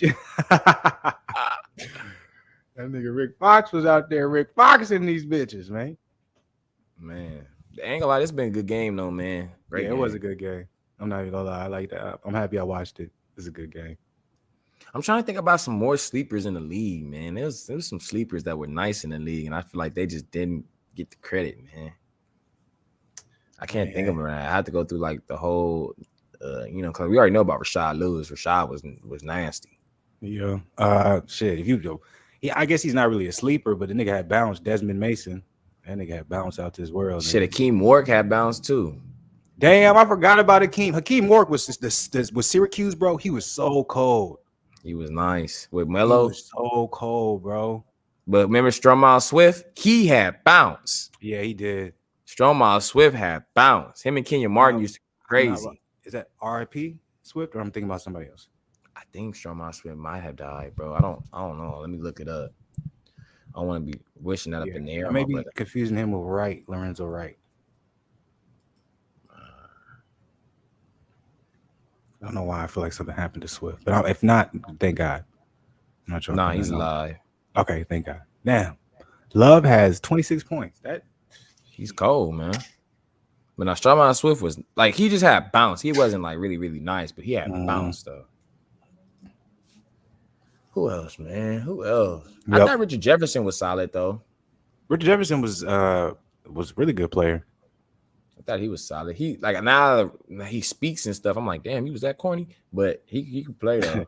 That nigga's corny as hell. But Richard Jefferson was like, I remember I used to, whenever I watched Richard Jefferson back in the day, I used to always be like, man, he's almost Vince Carter, but not. You know what I'm saying? Nah, yeah, like he was like bland. Like, you know what I'm saying? He'll go dunk some shit, hit a couple threes, but like he wasn't like a prolific scorer. Like he played his role good. Yeah. But he would have some games where it was like, oh man, nigga, you could be that guy. But then we can talk about Kenya Martin being a disappointment as a number one pick as well. No, Kenya Martin was supposed to be that guy. He's the last senior ever to be picked first too. I'm like, he was just athletic as hell and played good defense. I'm like, if he would have got picked like in the maybe 15th or maybe the 20th, then it's like, he had the perfect career. But to be number one in the career he had, underwhelming. It's just crazy because I thought Sebastian Telfair was about to be nice in the league, man. But do you remember they used to come out with these like street mixtapes or whatever? And it would be like the up and coming high schoolers. They had one with who was on? They had the Brandon Jennings one. Who else was on that one? Damn. Do you know what I'm talking about? I know you're talking about. Like they would be DVDs, excuse me. They'll have like the top upcoming high schoolers coming out. And I always remember watching the Brandon Jennings ones. But they had Brandon Jennings. I think Lance Stevenson was on it as well. DeMar probably for sure was on it then. Yeah, but I remember Lance being on it. I remember Lance and Brandon Jennings being on it, and I remember they had like 4 or 5 others. But that's when I found out about Brandon Jennings. Brandon Jennings was one of the coldest high school dudes I've ever saw. Bruh, he was the first nigga to do what everyone's doing now. and got criticized like a motherfucker. Man, came in the league 55 points. I'm like, BJ is cold, boy. But see, BJ, he's one of those dudes where it's like because he did that, it was unprecedented. I feel like the league was like, nigga, I'm just waiting for the opportunity to get your ass up out of here. Because nigga, you don't go against the grain. Now they're doing it, but I think that's what happened with. Because I thought him and Monte Ellis was gonna be cold together, man. Who? I forgot about Monte Ellis, boy. Monte Ellis was that guy, man. People don't even know about him, man. Monte Ellis was a dog, nigga. At 6'2", that boy was a dog. 6'2", 6'3". Yeah, that Monte was cold. That nigga had bounce. Was able to get his bucket whenever he wanted. How you feel, dog? Your team lost, man. North Carolina got the. Hold on, I gotta go to the bathroom. I'm about to blow up. I'm like, I'm hoping he's just talking about pen. I ain't talking about he finna shit on himself type shit. But hey, his team lost, man. So look to the people, man. How y'all Saturday going? Anybody who dropped up in here showing love, man. Appreciate y'all. Black Goose TV family, you know what we about. We chilling, just having fun. You know what I'm saying? Nothing extra, nothing extravagant, nothing too special. Just really just chopping it up. We appreciate y'all, man. I even appreciate the troll all the way in the beginning. Jay Resells. I even appreciate your trolling ass, man. Hop up in here and show some love, man. We feeling good. I wish, goddamn it, there was some type of, you know what I'm saying, boxing we can watch tonight, but there's no boxing at all. It's okay, though. That was a good basketball game. I ain't watched college basketball, me personally, and I don't know how long. It could be easily 10 years, 20 years, whatever the case may be. I ain't watching, I don't know how long. So, personally, I'm happy that I was able to watch this, and it was a good-ass game. And I'm impressed by the young talent. There was some good young talent, man. Some real good young talent.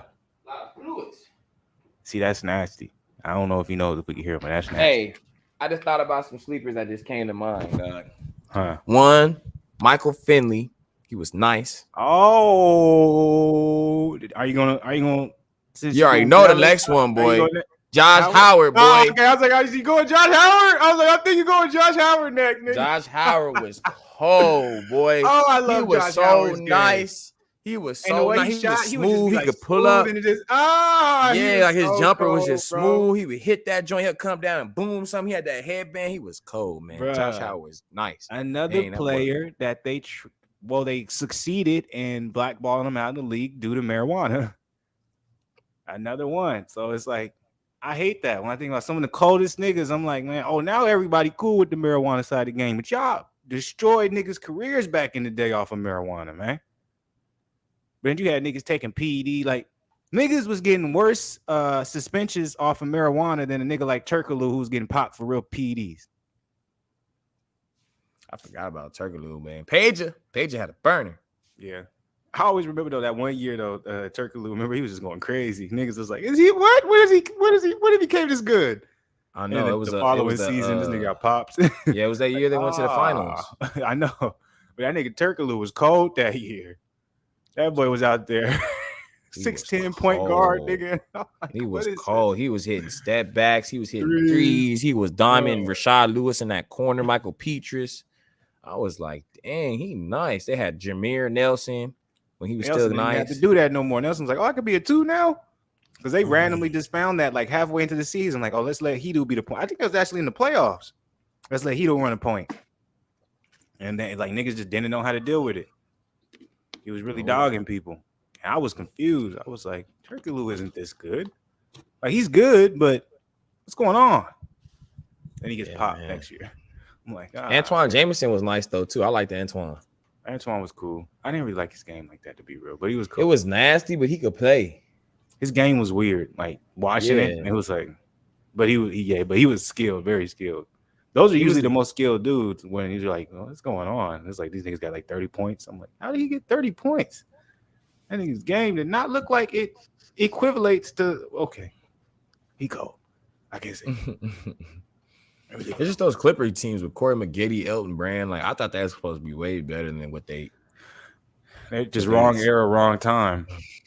They have Lamar Odom, Corey McGiddy, and Elton Brand. Like, how you have all three of them on it? Darius Miles, Quentin Richardson. Y'all just can't do nothing. But it was though, coaching too and ownership though. You feel me? Remember Sean Marion, nigga? The Matrix. He was nice though, because think about it. He's the only dude like. I mean, I haven't seen another dude 6'7", probably before Barkley 6'7" and lower to average double the way he was. Shit, I thought you was gonna say that's the only dude I ever seen shoot like that, nigga, and make it to the league. Oh man. Well, Josh Childress too, because his shot was broke. You're right, but I'm like, Sean Marion shot, but he used to hit that joint though. Like, nigga, what? I remember I used to watch him and be like, why are all these coaches trying to tell us this is how you should shoot, and this nigga in the league? I used to be perplexed by that. It used to fuck with me. And now it's like, oh, okay, I get it. Yeah, I was right. Like, don't listen to these niggas. Do whatever makes sense to you. It's just when it comes to jump shots, people want to tell you, oh, you need to shoot like this because it's a look. But it's like, you nice and it's going in, just shoot that. It don't matter how that joint look, like bro. Harrison shot. Harrison used to have one of the most funkiest shots, but it would go in. Like, he jumped high too, so he'd just go over. I'm like, but then when he went to college, they changed it. So that's why he wasn't as effective, because now he's shooting way different. His confidence ain't there no more, because he's like, I'm not. This ain't how I train myself. People don't understand. I'm like, repetition, like in life, repetition is what's going to make you successful. So I'm like, what works for you may not work for the next man. But unfortunately, when it comes to sports, unless they see dollar signs behind you, they think like, no, you can't. What works for you doesn't. No, you have to do what we say. And even though it's not true, because I'm like, if that was the particular case, then you would be doing that to everyone. Even the nigga with the dollar signs behind you, you'd be like, okay, don't shoot like that. We need to know when you got the dollar signs, you're like, okay, do what you do. We're not going to mess anything up. But you know what I'm saying? So it's like, it's fucked up, guy. I be getting that. Hold up. I'm about to take my little bathroom break. Yeah, man. But hoops, man. Excuse me, y'all. But hoops used to be super competitive, man. Like real competitive. I'm not saying it's still not really competitive, but it just used to be on a different level to me. I feel like every team, regardless if they was at the bottom of the barrel or whatever, like a Washington Wizards team could give a Laker team or who was coming out the East? Like maybe a New Jersey Nets or whatever. Like they can give any other team in the league some problems. Like now, like you can kind of see it sometimes these days, but like if all the stars are playing and stuff, like usually the worst team is just getting ran. You know what I'm saying? They're just getting blown out. Like I don't know. I just feel like they used to have a star on every team back in the day, and it used to just be like, I don't want to say more balanced, but like it just had, you know what I'm saying? You could like, okay, Orlando got T-Mac, Rockets got Steve Francis,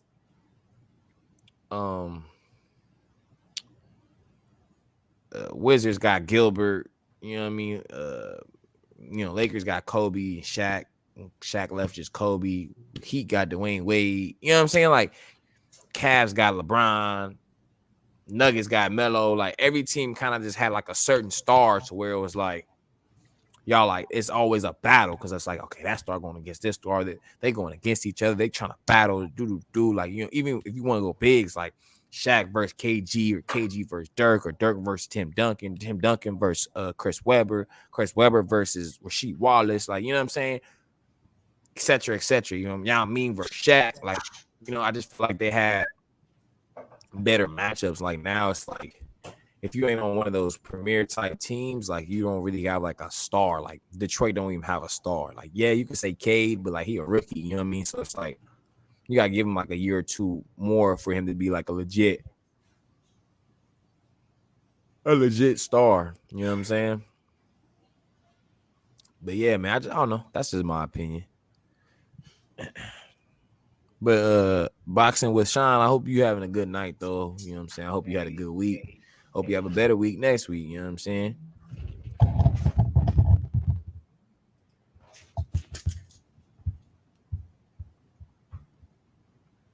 Back up in this thing like I never left.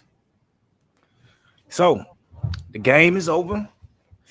How do you feel about the outcome, man? Because you was saying, you had Duke doing the thing. I told you though. Remember, I was like, Love, he cold. I said if Love kind of go off in a sense, like it could be tricky. But as you can see, Love went off 28 points. The other dude had 11 and 21 rebounds. Like, how did your guy ended up? What was his statistics? Because if you want me to be 100 with you, then do you want to hear the raw truths from how I felt from that one game I watched? he had 20 and 10, but he's supposed to have 30 on that white boy. No disrespect to the white boy, but he's supposed to have 30 on him, 33, 34. He's supposed to go crazy on him.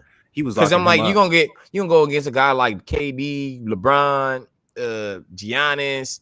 You gonna go against all these types of dudes. Joel like Embiid, shit. Udonis Haslam looks like he'll give him trouble. Oh, I'm but just you saying, get what I'm saying, Jimmy Butler. Like I'm just saying, like Ben Simmons. Like you're gonna go against the guys that are way more laterally quicker. So I'm like, you can't go give him buckets, hit him with a couple step backs, go into his chest and really give him some real money. It seemed like he had a problem when he had the moves, he had the skill set, but like I said, when he got to that position, he came from 3-point, shake and bake, half spin. Now I'm on the block. I'm ready to rise up. I'm supposed to be an elite player, so I should be able to rise up over, finish this little hook. I should be able to rise up over, finish this layup. It seemed like he had a problem with being able to explode from that position. Now he can work on that. He's a young dude, so I'm like, those are just drills that certain exercises that we can do to work on you being able to explode from those particular positions. But he was not able to do it, and that's why when he got there, a lot of times he was getting blocked, hitting the back of the rim. You know what I'm saying? Wasn't even hitting the rim type shit. I saw a big problem with his explosion when he got to that point. Now, that may not necessarily mean it's his athleticism. Maybe it's just he did so much goddamn damn shit to get to that point. Now, you know what I'm saying? He hasn't trained his body to the point where it's like, okay, I did all this to get here.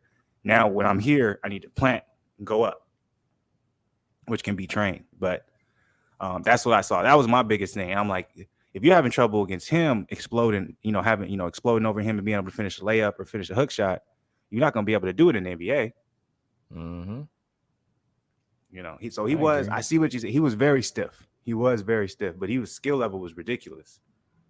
But I see what you were saying when you said he was stiff.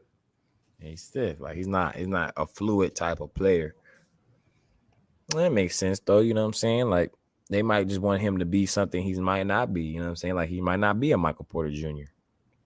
Oh, hell no, he's not a Michael Porter Jr. But at the same time, Michael Porter Jr. ain't Michael Porter Jr. Yeah, that makes sense. Hurt. No, I'm not even talking about him being hurt. I'm like, niggas thought Michael Porter Jr. was finna be averaging 30 points a game and 10 rebounds type shit. Michael Porter Jr. ain't better than Michael Beasley. No. But they haven't projected like he will be, and he still has the potential to be. I'm like, no, he's not. At best, you'll probably get 14 to 15 points a game from him. And then every once in a while, maybe like a 20 to 30 point.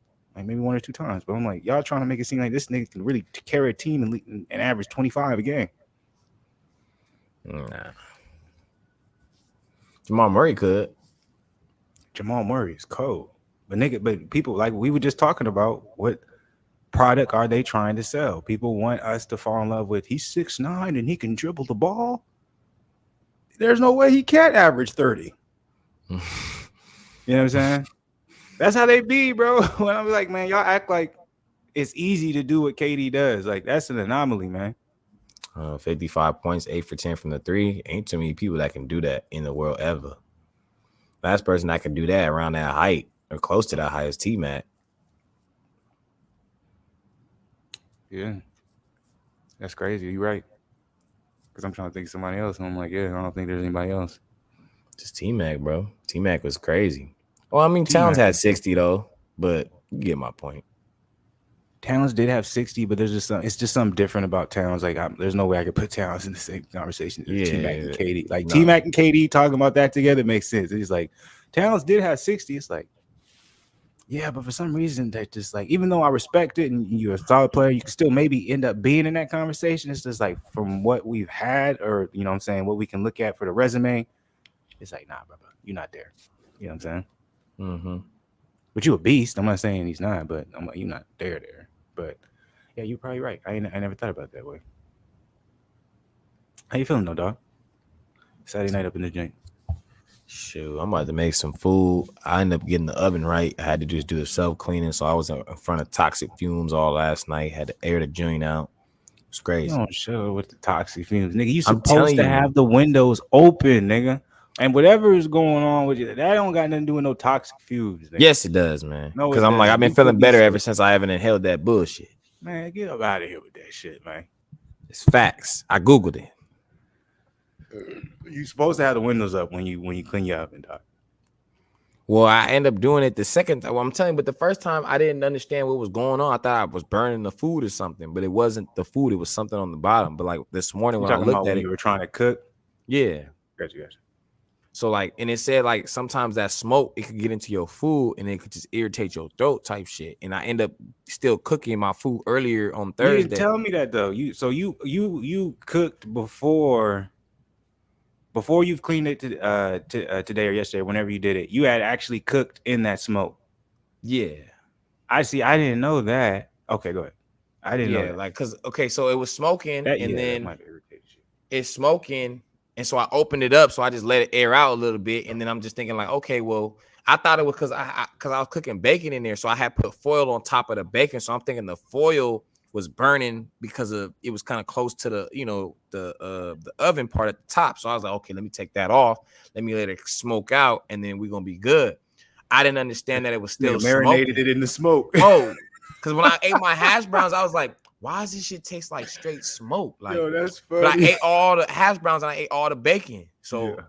Okay. Because after I took my nap, I woke up. I'm like, why does my throat hurt? Because I'm like, the whole day before that, I was good, and I was like, why does my throat hurt? Like, and I was like, I'll be okay. And then yesterday, I was trying to cook again, and then I had the smoke. So it was this big smoke in here when we were doing the podcast. So it wasn't until after I did the sub clean, I opened up all the windows and got it right. So I'm thinking I went to sleep with the smoke the day before, and then I ate something with the smoke, and but like now my throat feels better. Like I can drink some water. It was the food. You explaining it that way, I was like, it was the food. It was obvious the food. Because I'm like, depending on like how, whatever it was, how much smoke was being created, that shit will seep into your food, and you'll just taste the smoke. It's nasty. Like that's why I was, because I put salt on it too. I'm like, I'm not tasting salt, I'm tasting smoke. But I ate it anyway because I'm like, well, shit.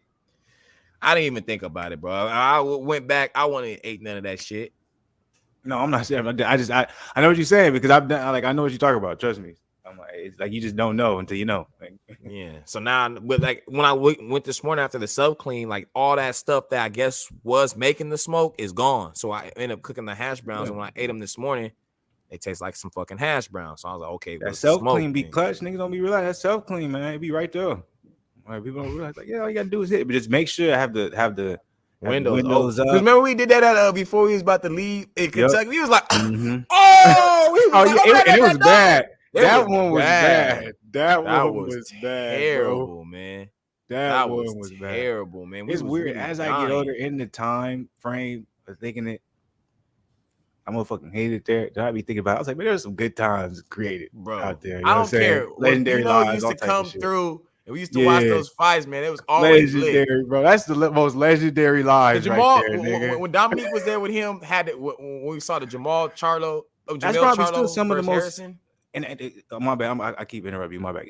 You good? But that's probably some of the most viewed Fluence lounges. Is those ones? That still, one, Joshua got big views. Like Joshua was probably the biggest one, I think.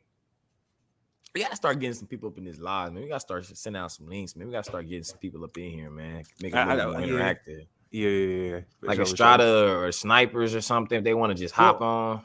That's what we was talking about doing. Because I do still remember it's snipers. I don't remember which one it was, but it was like a month back. But it was a particular fight he wanted to see, and he was like, "Man, I want to hop on," like type shit. I'm like, "Yeah, we can send out links." I'm like, "We just need the email." Or do like a phone line or some shit like that. But I want to start expanding the live so motherfuckers can be more, you know what I'm saying? Interact type shit.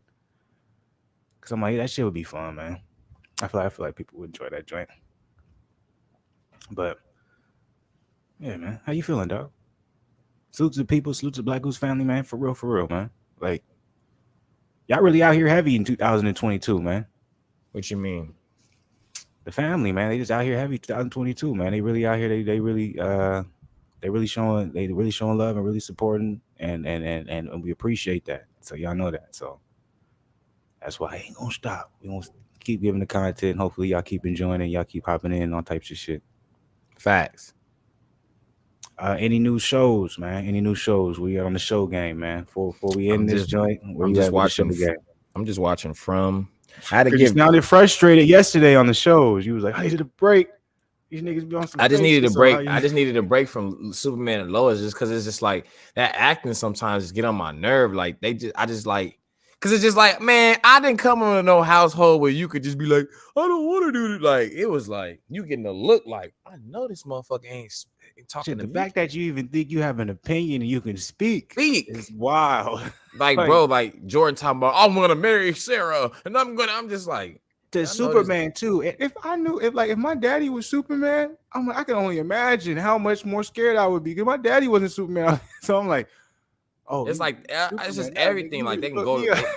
bro. These dudes, and they're supposed to be 14, 15 years old. I'm like, how are they able to go to each other's houses, just do this, take walks, just go to here, go. I'm like, unsupervised. I'm just like, I don't know. It just be too much sometimes. Like when they're just going straight into like, like giant rehirings, the Bizarro, like when they're But in let the me plot, then in I'm engaged. in the defense of that for Superman and Lois, we have to also look at it from the aspect of Clark is Superman. So possibly them being able to do that is the fact that Superman can't be just a dad that's just always there monitoring what they're doing. Like that's how I kind of take it in. That's why I think. Are you at the point where are you at? What was the last thing you seen? Where I don't want to spoil Bizarro anything. said that if he came to save his world from Ali. I think that's So Jonathan, he already got caught. He was I watched the episode where they was trying to train his brother Jordan, Lois's I'm dad. sorry, I just spoiled something for you. Crack. My bad. Oh, well, I know he's gonna get caught. That's nothing that you're spoiling. I know he's gonna get caught. Okay, all right. But come on, it's evident. Like, there's no way that they're gonna just be like, out of all nowhere, you just have powers now. Like, but through that, a lot of it is dealt with at first with Lois, and then Superman Clark, he don't deal with it till later. So it's like I take it as if like that nigga ain't really around like that. Like he wants to be, but I'm like, this nigga saving the world. So it's like it's really just Lois, really, and then Lois, she be in her shit. Yeah, she be doing her own thing. Yeah, so I be like, hey, the fact that's the case, I'm like, it's like really who's there to supervise them and because you'll see there's something that happened in the recent episode where I was like, I would never be able to talk to my mama like that. But Sarah talks to her dad and her mom crazy. Like, how do you almost OD on pills and yet you feel like you got an opinion with how to talk? I don't say anything about that because that's a chick. I don't, you know what I'm saying? That's a different dynamic. So I'm like, who, you know what I'm saying? If I'm a parent, if I'm a dad and I got a daughter, I'm gonna be I'm not gonna be as hard as my daughter than I would be on my son. My son, okay. I know I want it. You know what I'm saying? But even the talk back though, like you ain't gonna just get to talking to me any old kind of way. Shut up and do and no, all that. I know me, man. That's my daughter. She talking like that. I'm not finna swole up on my daughter. I'm not saying swole up on her, but like on a woman I can't swole up on a chick who get on my nerve and she say some dumb shit. So I ain't finna do it on my daughter. Look, now you try to point me as a picture. I'm talking about swelling up on your daughter. Like, don't do that. You finna just slap your daughter when she sees something. Don't do that. I'm just saying I'm not gonna be talking. You ain't gonna just be talking crazy. Like, look, girl, I hear what you're saying. Go to your room and figure that out. Like, you know what I'm saying? But I just feel like it'd be a lot of lenience. But I ain't gonna lie, the daddy messed up, man. Like, why did he go outside to even talk to that chick? He not even supposed to go outside. He's supposed to act like he don't know why she there. Yeah, I would act like that's a weird situation because she caught him up by going there. You know what I'm saying? So that tells me he didn't handle his business. I'm like, when you went and you revisited her to say, hey, we can't let this get out. The fact that she felt comfortable enough to approach you in an event when you was with your wife, that means the business wasn't like he didn't handle it right. The reason why I would say the first thing he messed up is when he went to go tell her, you know what I'm saying, we got to stop this. You knew off the bat she still had feeling for you right there. And so nigga, you needed to set boundaries. But why wouldn't you think she's not gonna go talk about that to somebody? Like, that's my thing. But she didn't remember that technically she didn't. Well, yeah, she did. She did it to her friend. She talked to her friend. Then her friend said it to somebody else. But even if it gets out, yeah, I guess it would have went bad either way. Because even if she wouldn't have showed up, he would have still used that against him. So they would have found out either way. You want to know what I was thinking through the whole entire time too? And this might sound terrible, but I was like, see, that's why you don't get married. I'm like, that nigga worked hard. I'm not saying she didn't, but he worked hard as hell to be in the position that they're in. Life on the line. And now, and I'm like, you'll see.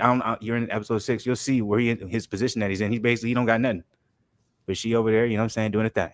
And I'm just like, man, just you guys, if you decide to get married to a woman, just make sure either one, she's the one you really know you want to get married to, or make sure you financially in a position that if you end up not being married to her, you won't end up having to start all the way to fucking over at 40 years old. Michael Jordan, I've seen it. I've seen it. She took $500 million from him. But it's okay for him. But I'm like, you Yeah, talking he's about just like, the regular nigga working a regular job? Oh yeah, he's good. He's in debt. He's going to work to get his debt off. So I'm like, just make sure it's the right one, man. I like, swear, I think Sarah, it's the right one. I feel like if it's the go ahead, my bad. But I'm like, if the chick feels like it's the right one, like they're not gonna press you to do something you don't want to do. I just think Laura, that's her name, right? Laura or Lara? Which one? Sarah's mom? Yeah, the one. I do not know. I'll remember the mom's name for some reason. Laura. I think she gonna make his life hell. I think she probably end up kicking him out the house, like just because how hurt she looked at that quinceañera. I'm like, yeah, she not messing with, bro. And then like she gonna go off her daughter's feelings too, because you see how her daughter's crying. How could you do that? So she gonna feed off of that, and she gonna just feel like, you know what I'm saying? I think that's what's gonna happen, man. I think what also was messed up though too is like she don't even realize how good she got it with the dude. Because I was like, he's literally willing to take an entire back seat for you to run for mayor and do what you do. And you gonna punish him for something that happened I don't know how long ago. And you'll see, like, one thing I'll give the daughter. Do you want me to do a little bit of spoiler? It's not a big spoiler, but I'm gonna watch it regardless because I don't like her. I hated the daughter because I was like, how you gonna get mad at him? But you did what you did with Jordan and expect him to forgive you. She's gonna be mad at your pops. But she comes around a little bit later where I'm like, it almost seems like she's realizing that, where it's like, yo, my mom kind of like, wait, so you just saying just because of that, you just all of a sudden don't care for him or love him? It's like, okay, have a clearer perspective. Like, don't just paint this nigga, especially since you did what you did to Jordan, and be like, come on, forgive me. It was just a little thing at the camp. It meant nothing. I love you. Like what?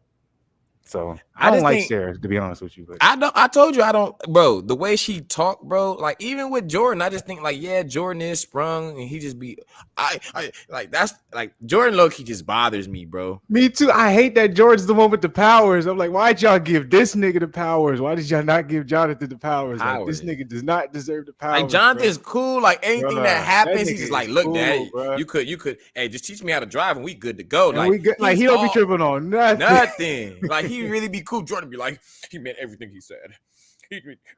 I'm like, Jordan, like, bro, you got superpowers, my nigga, and you over here complaining about shit. Like, nigga, you're literally like an anomaly, my nigga. Like, like I don't know. It's just ungrateful, man. I'm the same way, bro. I like Natalie though. I think Natalie's cool. I like her. Natalie cool. I just be like, why did y'all pick Jordan with the powers and not? And in the comic books, because there's a comics where Clark Kent and Lois, they do have a son. They don't have two. This is actually new.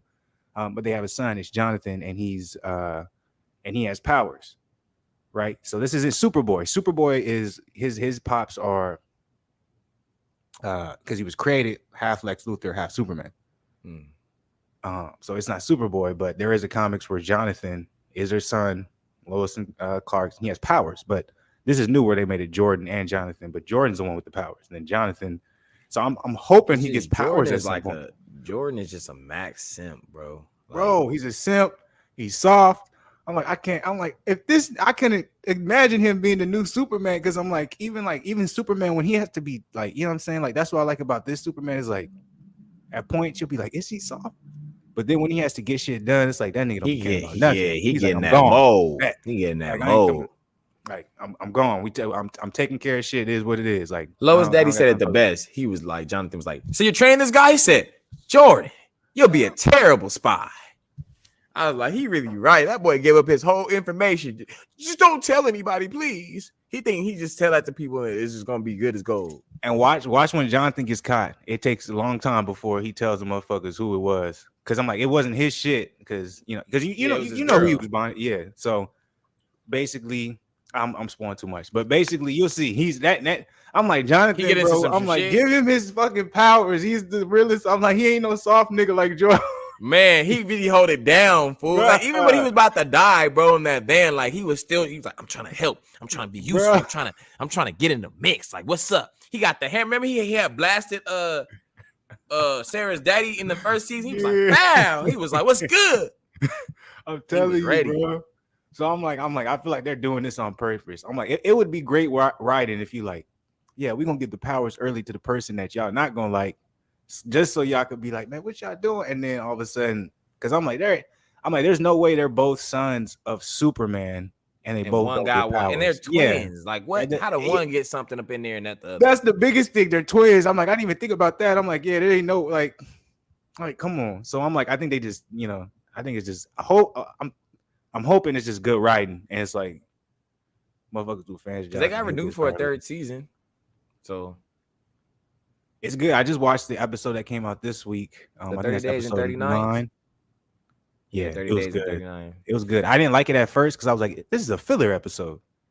But how it ended, you're like, it's just crazy because Lois's partner, I forgot her name. I can't stand her because I'm like, why are you even so mad that she didn't tell you the full story? Like, that's her sister. She don't want to tell you everything with her sister. That's her goddamn business. Like, but that's because, look, I don't like how she's like that either. She's fickle, but I think it's also because you got to remember in the first season, she was trying to get she was trying to get Lois to come aboard onto that job, and she was, and Lois was like, and then when she decided not to do it, she was finna go belly up, and then Lois bought it out, but it was like, we still going to be partners. So I'm like, from her perspective, she probably has this idea where it's like, we're on the same playing field. Yeah, like you acting like you don't got to divulge certain things because you better than me type shit. And it's women. So it's like, yeah, so it's like yeah. Mm-hmm. Now that's not an excuse because you'll see, just watch it. She does some shit where it fucks everything up. Like her being that way causes problems. Yeah, bro, when she went to go see Allie and she got drugged and all that, I'm like, bitch, you're stupid. Like, why didn't, at the end of the day, I know Lois can probably be a bitch, but she know what the fuck she doing. I don't care. Nobody talk about. Huh? I remember when she was first casted, I was like, I don't really know. Because I remember I used to watch Grimm. I love Grimm. Grimm was one of my favorite shows as a young nigga. So I always remembered her as being, I don't know. Did you ever watch that? So it was, she used to be the wife of the dude who was Grimm. Grimm was, it was like werewolves type shit and like supernatural type shit, but she was the wife of that. So when she was casted, I was like, that's all I saw. But now I'd be like, man, she's a good Lois Lane. Like, great Lois. She don't take no shit. Like I give it to her. Like I'm not even that dude either. She that first season when she got choked by that superhuman, she got the pin and stabbed him. I was like, damn, she really trying to get out with bro. Like, even you see when she rode up on Bizarro in the joint, like she wasn't scared none. She was just like, why are you here and why am I here?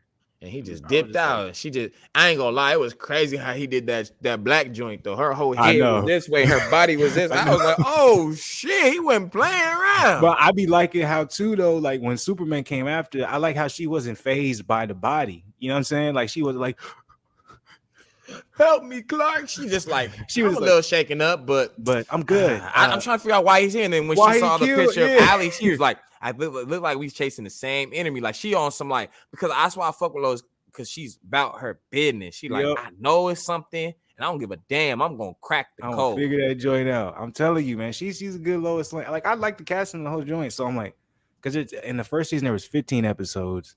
It's gonna probably be 15 again. Yeah, so I'm hoping it's 15 again. So it's on the 10th now. So, but I'm like, the last episode it was good. It makes you be like, nigga, I gotta wait a whole week before seeing the next joint. It's fire.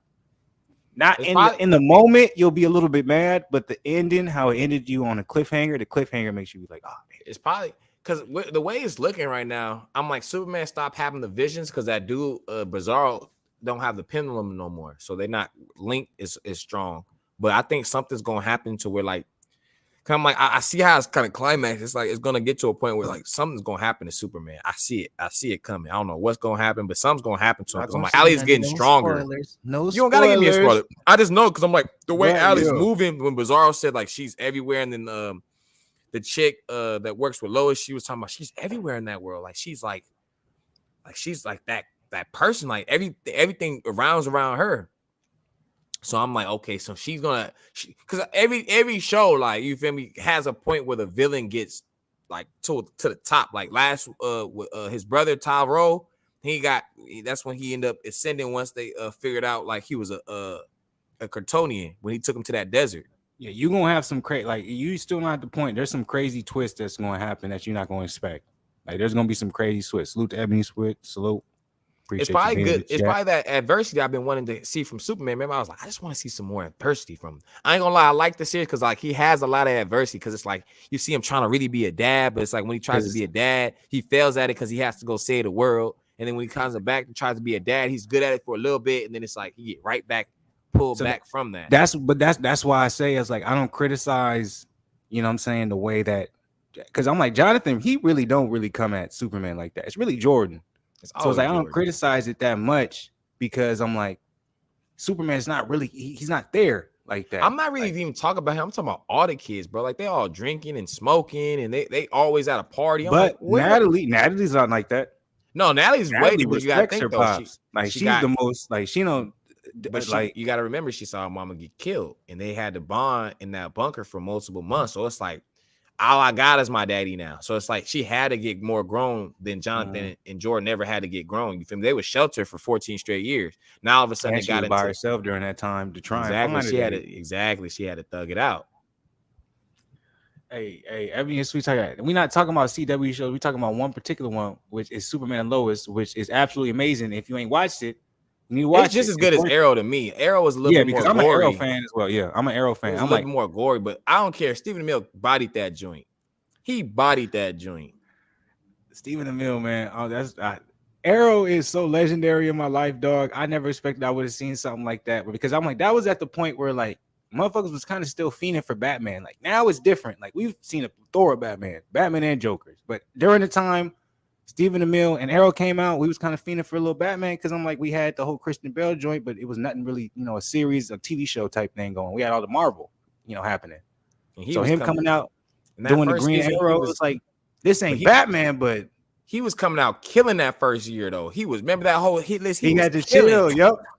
And they was like, no, remember the whole island joint? Remember him on the island? Yep. It's crazy he was there for 5 years, because I'm like, I just like the whole thing. I ain't gonna lie, the flashbacks at first had me thrown, but after I kept watching, I'm like, okay, they just keep going. Because he had came back before. Remember, he saw his family like, you can't say that. You're gonna abort the mission. Because remember, Amanda Waller, she was telling him like, yeah, you can't go. Your family can't know you're alive. They have to think you're still dead. Because remember, he had came back to see him at his funeral when they thought he had died. Thanks. Yeah, but now that was a great show. Tyro, not Tyro. What was his name? Second season, best season ever. The villain. What was his name? No, I think that was the third season. Ra's al Ghul. Ra's al Ghul. I think that was second. The third season. Because I think the second season, because the second season was. I thought the third season was Damien Dark. That wasn't the fourth. I thought it was the third, bro. Because I'm like the first was him kind of like figuring everything out and then revealing Deathstroke, and then the second season, if I remember correctly, was actually Deathstroke being the enemy. Then the third season was Ra's al Ghul. Fourth season, Damien Dark, and then fifth season, it did what it did. Yeah, it got weak after that. I just feel like they ran out of villains or something, and then it got better. I remember he was like, "You got to get through that fifth, sixth season, but the seventh season cold." And I remember because I was watching all of the crossovers. I enjoyed the crossovers, and with the Flash, I'm a comic book guy. I watched all type of animated. The Flash series. was good. I like the Flash. The Flash. If you're gonna give me a live action version of a lot of these superheroes, I'm gonna watch it, because even if they're not good, I'm just gonna appreciate the fact that I can see something that I didn't expect. You know what I'm saying? That's me to a nutshell, for real. Especially when it comes to DC, because I'm such a big DC fan. But Superman and Lois is fire though. Superman and Lois is an upgrade to everything we're talking about, in my personal opinion. Anything else? Any other TV show right now you're watching? I got done watching today. I don't know if y'all watching it. I watched the second episode of Halo. Halo. No, nigga, it's the live action adaptation of the game. Steven Spielberg. Oh, nigga, the game of.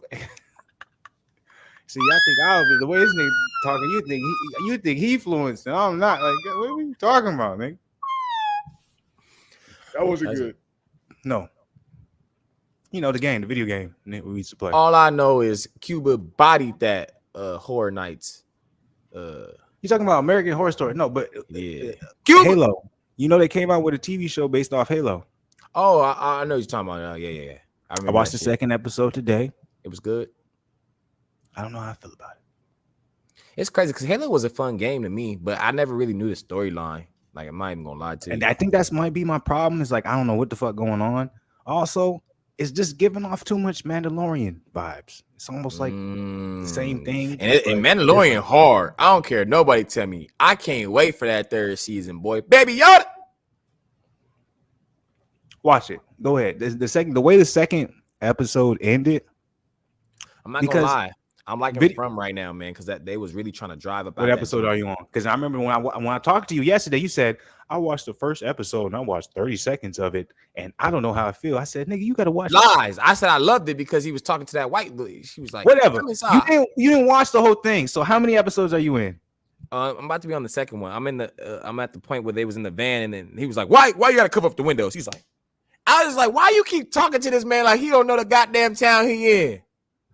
You just see he was at a funeral. He damn sure know what the hell going on. I don't know if tomorrow how you feel. By the way, I'm telling myself tomorrow I'm gonna do my taxes. No one's gonna stop me. I'm gonna do my motherfucking tax tomorrow. But I'm telling you, when you just sit down, it's gonna have you because it had me anxious, nigga. I was like, stop asking questions. Like, nigga, if somebody's telling you somebody about to kill you, nigga, just listen and just talk to the nigga in a safe place for the time. Like, you must not be. You must feel like you incapable of protecting yourself. If you got to be so skeptical, if a nigga telling me like, look, I'm like, nigga, you sound crazy as hell, but nigga, I drove around this joint 3 times and I can't leave. Why am I not able to find somewhere else to go? Because I don't know if you're that far yet, but you'll see he'll keep driving around and I saw the whole episode. I got to the point. Oh, you saw the whole? Yeah, so you're going. Yeah, they're trying to get the boy. Nigga, after the third time, I'm gonna be like, hey, I'm getting out the car. I'm like, can someone tell me what the fuck going on? And I say this though, people are terrible drivers. There's no way he should have crashed after that car. Like all he had to do was just move his whip like that. Oh, so you ended on the crash. The second episode, watch the second episode. That shit had me anxious than a motherfucker, bro.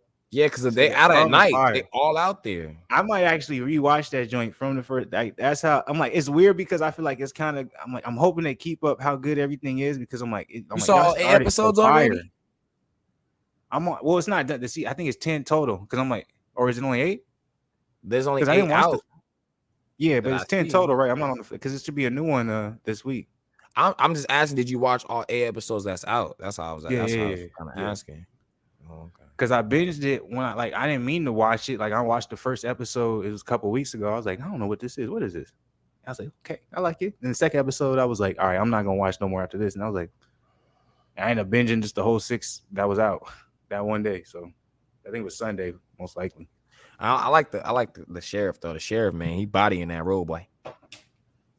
He kills it the whole entire everything. It's great. Didn't I say you got key? You know this goddamn window shut. Slapped him again. I was like, damn. He's like, bring your ass on the road. I know. And then he grabbed him. He was like, you gotta look at this. You protect your family. A man does that. And he do him, and he's like, look at that. And he's like, no, I don't want to look. He said, no, look. You don't want to look. You don't want to look.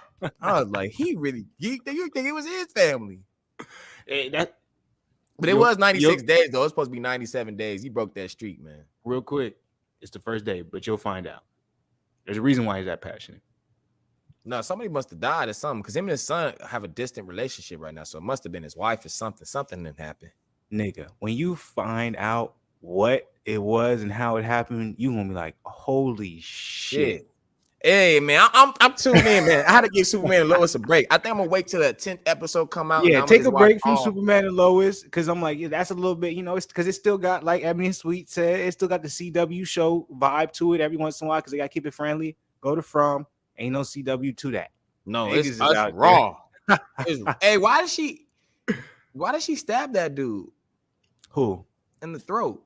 I don't know, some lady. I know what you're talking about.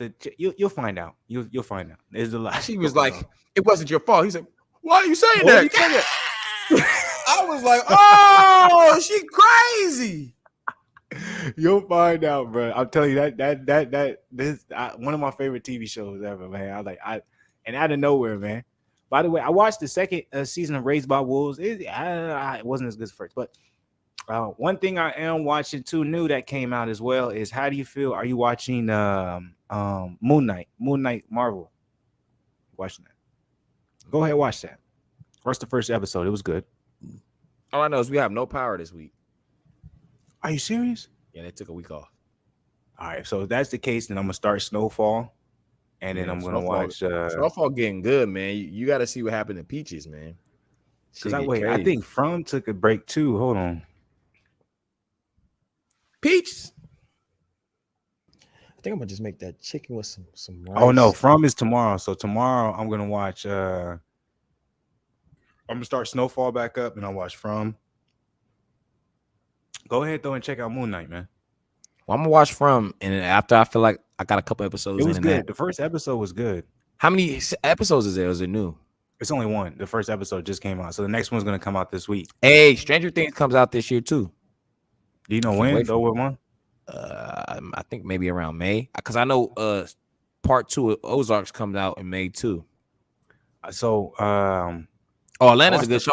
Atlanta did come back. I gotta watch that. I watched the first season of Atlanta. How many seasons is there? It's 2. It's the third one started this just like March 25th. Because I need the shows. I need the shows on top of the shows. Because I'm starting to run out. Especially there's no Power tomorrow. Even though I'm mad at how terrible Power was the last couple of weeks. It's still in my it's in my rotation when it comes. So if I were to say anything, the Halo joint, it's not that bad. You know what I'm saying? I think it's worth the watch. It's not on the Witcher level. It's worth the watch. Witcher was good. I liked Witcher. Witcher was good. From Sweet. I don't know what From. Check out From is fire. So I'm gonna try and start up Snowfall. Mm-hmm. I'm gonna do Snowfall tomorrow after I watch From, or I might do Snowfall first, then watch From. And then you keep telling me to do Ozark. Is it worth it? Because I think I only watched the first season. It's just crazy because Marty Bird's. If I can get to Marty Bird's calmness level in the way he adapts to just BS situations, fool, I'll probably beat the game. His Sweet calmness is impeccable. He didn't like Halo. I thought I'm trying to say I'm trying to stay optimistic when it comes to Halo, because a lot of times when it comes to TV shows, usually it doesn't really start getting good to like the third episode. So I won't say the first 2 episodes have been great, but like the repeated storylines, I get that because the Mandalorian effect. But I don't want to spoil anything, so I don't want to say nothing. But I'm hoping after the second episode, they kind of try and change where they were heading, because it seemed like it was the same shit. Have you seen that new it's winning time, that Lakers show?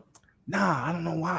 I see it and I'm like, do I want to watch this? And every time I'm just waiting for more episodes I'm just waiting for more episodes to build up, because I'm like, I don't want to be weekly with that show. I want to be able to be like, all right, I'm gonna watch just watch it. I think that's how I feel about that too. I'm like, I feel like what's it supposedly supposed to be about and following, it's like that's not the type of show I want to wait each week for. Like I need to kind of binge that. The Boys is coming back. The Boys is coming back in a couple months. Hey, The Boys, that's that show right there, boy. Because you already know, Homelander, he was tripping, especially when he found out that chick. They brought on from Supernatural, Dean. Oh, they brought him on the show. Yeah, he's supposed to be the fake Captain America, which is real for the comics. He's a real dude. He's just a fuck up. He's nothing like Captain America. He's like he's Captain America. Think of Captain America, but that nigga is the worst leader ever. That's what he's like. He has all the same values and upholds all the same rules as Captain America, but that nigga can't lead no one. Like this is like Captain America. He can say all he says, because I'm like, when you watch him, you like, oh, he actually does what he says. He's the exact opposite. You're like, nigga, you ain't about nothing you talking about. You really trying to lead. The Boys is just like if like superheroes was like human at one point or something. Like they do. I don't know. It's like it just like the shit like the Flash. The Flash never really fucked up. You know what I mean? But it's like what was his name? The black nigga, the fast black nigga. A-Train. I love that nigga, bro. But you know what I'm saying? Like you see how he fucks up, like he killed the girl running. Like A-Train is the worst. But A-Train. I feel like A-Train is one of the least talked about characters on The Boys. I'm like, A-Train is one of the biggest fuck ups in that series, man. That nigga be trying so good. just He had the not chick. fast. He really was trying to make a new life with the chick, and End up killing her because he ended up finding out. Oh man, his whole thing was wrong. His brother told him to chill out. And he was wasn't like, I gotta listening. fuck this whole shit up, man. A-Train, man. And I always think of him as an actor because of the LeBron James series. Yeah. Oh my god. I was done when that man was talking about what do we do with the gun? What, bro? Are you serious right now? What made me mad though was like, so it was in a safe, locked up, protected. Like, nigga, you took it out of it. Like, just put it back in and lock it up.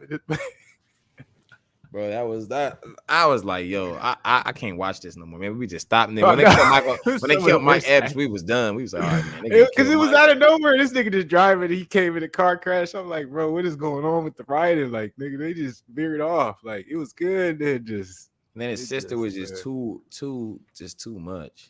That was terrible. Lord of the Rings series in September. I'm hearing a lot of people though they're not looking forward to it, but I'm gonna watch it. I'm gonna watch it too because I watched every Lord of the Rings, Yeah, I'm gonna long as watch it can be. Because Legolas is still one of my favorite, man.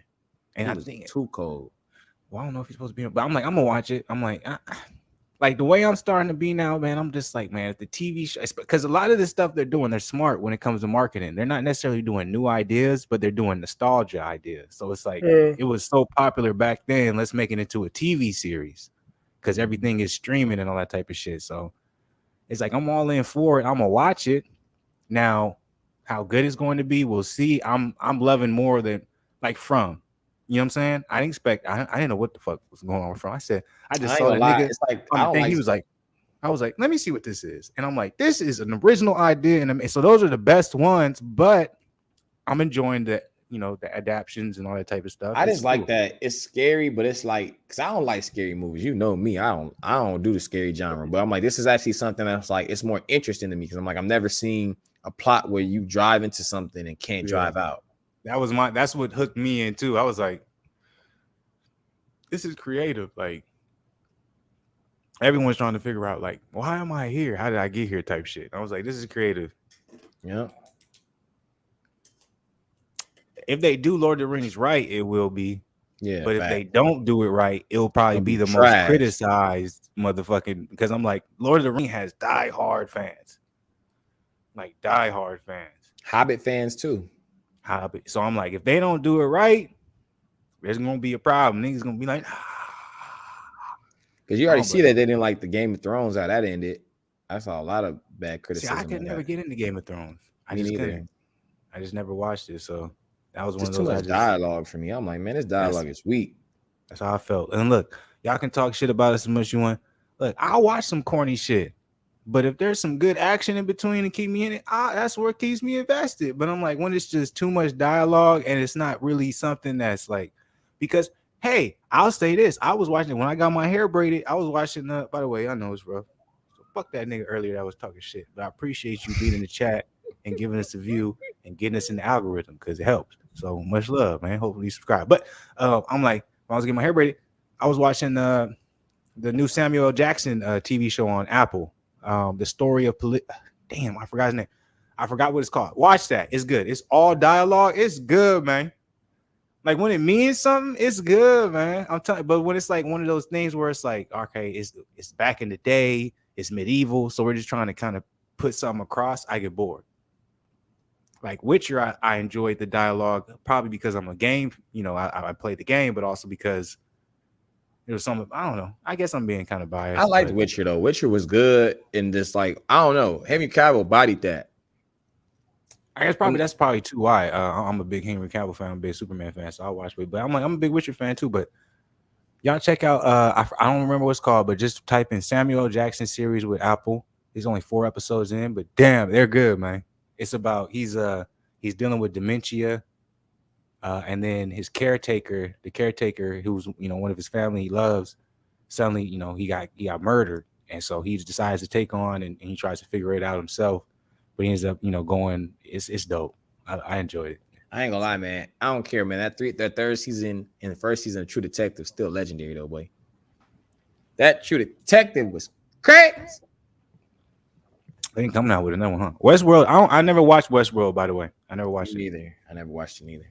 I heard a lot of people talking about it, but I never watched it. How you feeling though, young Zen? I'm probably just gonna make some food and watch these TV shows. Really, just wind down for real. What you gonna watch? From I don't blame you. I'm trying to think what I'm finna watch. I might watch some either YouTube or I might watch if after From. I might watch that 5150 because I really want to see what Corey was saying.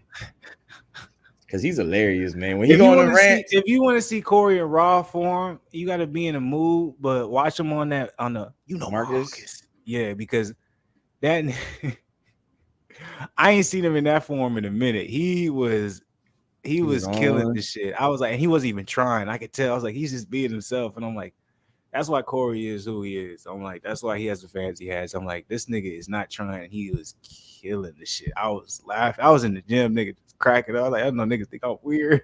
I was like, I don't care. I'm like, this nigga is funny, bro. Like, that nigga, he was killing it, man. Like, I want to see it. I'm like, I'm gonna make sure this time. I'm like, when he come back out here to Memphis, bro, I'm going to see it. Like, the last time. I know I should have, but I'm going to this. You know what I'm saying? And I know he's gonna be back because he always, you know what I'm saying, this is part of his you know what I'm saying? Yeah. So I'm like, I'm when he come here, I'm for sure go. Seeing that nigga live would be legendary for me. Fact. I don't think I've seen that. Hey, look, I'm all for finding out new TV shows. I'm typing in right now. Albert, okay, 2021, the mockumentary. So is this a good show? Because if this is a good show, I'll give it a chance. I'm starting to really enjoy my TV show watching as long as it's a good show. So if it's a good show, I'll watch it. We can put it into the rotation. See how that joint go. Because I'm like, tonight, what I'm finna watch, let me go on B-Flix. Well, see, my only problem, I always go off of programs. And I know for me, I'm more like, if it's on HBO, I'm like, okay, I know I might be interested type shit. All right, I'm gonna give it a chance. Abbott Elementary. So I'm gonna try Abbott Elementary. I'm gonna try to get back into Ozark. Because what season is it on? 4? 5. I think the last one I saw was 3. So I'm gonna try and get back into Ozark. I'm gonna try and get back into Snowfall. So those are the 3 I'm gonna try. Because I ain't watched none of them. I'm gonna see it though. I like it. It got an all-black cast, a couple white folks. You know, I don't mind, but I'm gonna give it a try. Cause I'm like, I gave the 50 Cent joint a try with the lawyer. I ain't like it. This Is Us, or This Life, or something like that. Yeah. He was acting too much like Denzel for me. I was like, man, I ain't trying to be like Denzel, this bitch. Because that nigga told him to. He was like, motherfucker, be being Denzel. Sorry, that's what I'm gonna do then. All right, I'm gonna try Abbott Elementary. I'm gonna try and start back up Snowfall, and I'm gonna try and start back up Ozark. Am I missing anything? Oh, and there's also, excuse me.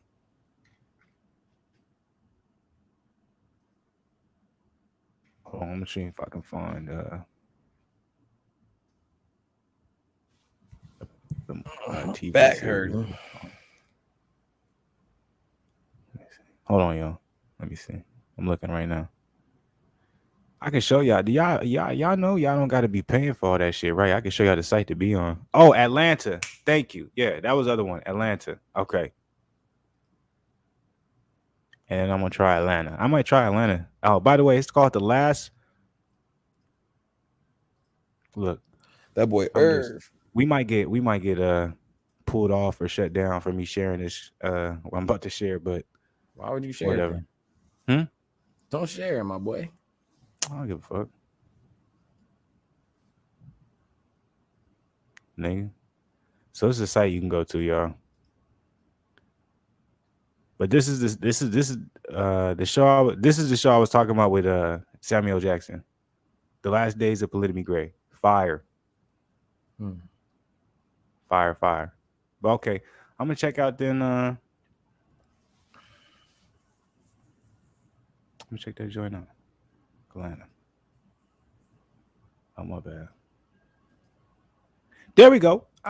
Okay. All right, I'm good for the night. How you feeling, dog? You got anything you want to say to people before we get up out of this, Jake? Not a thing. Not a goddamn thing. I'm feeling good. I'm feeling great. I got a little bit of good food. I'm about to watch these good TV shows. Appreciate gotta everybody cook. being in the joint. Young Zen got to cook, but it's not late over there. It's 9. I don't want to You- cook. That's why. I never want to cook, nigga. That's why I be getting DoorDash. Nigga. But I'm gonna get up out of here. Salute to It's a good time, man. It was a good stream for real. You sure you don't got nothing you want to say to people? Nope. All right. We're gonna get up out of here. Much love to people, man. Keep supporting the motherfucking channel. Keep subscribing to the channel. Keep commenting on the channel, man. Keep just showing love, man. You already know what it is. We up out of here. Salute to people. Stay positive.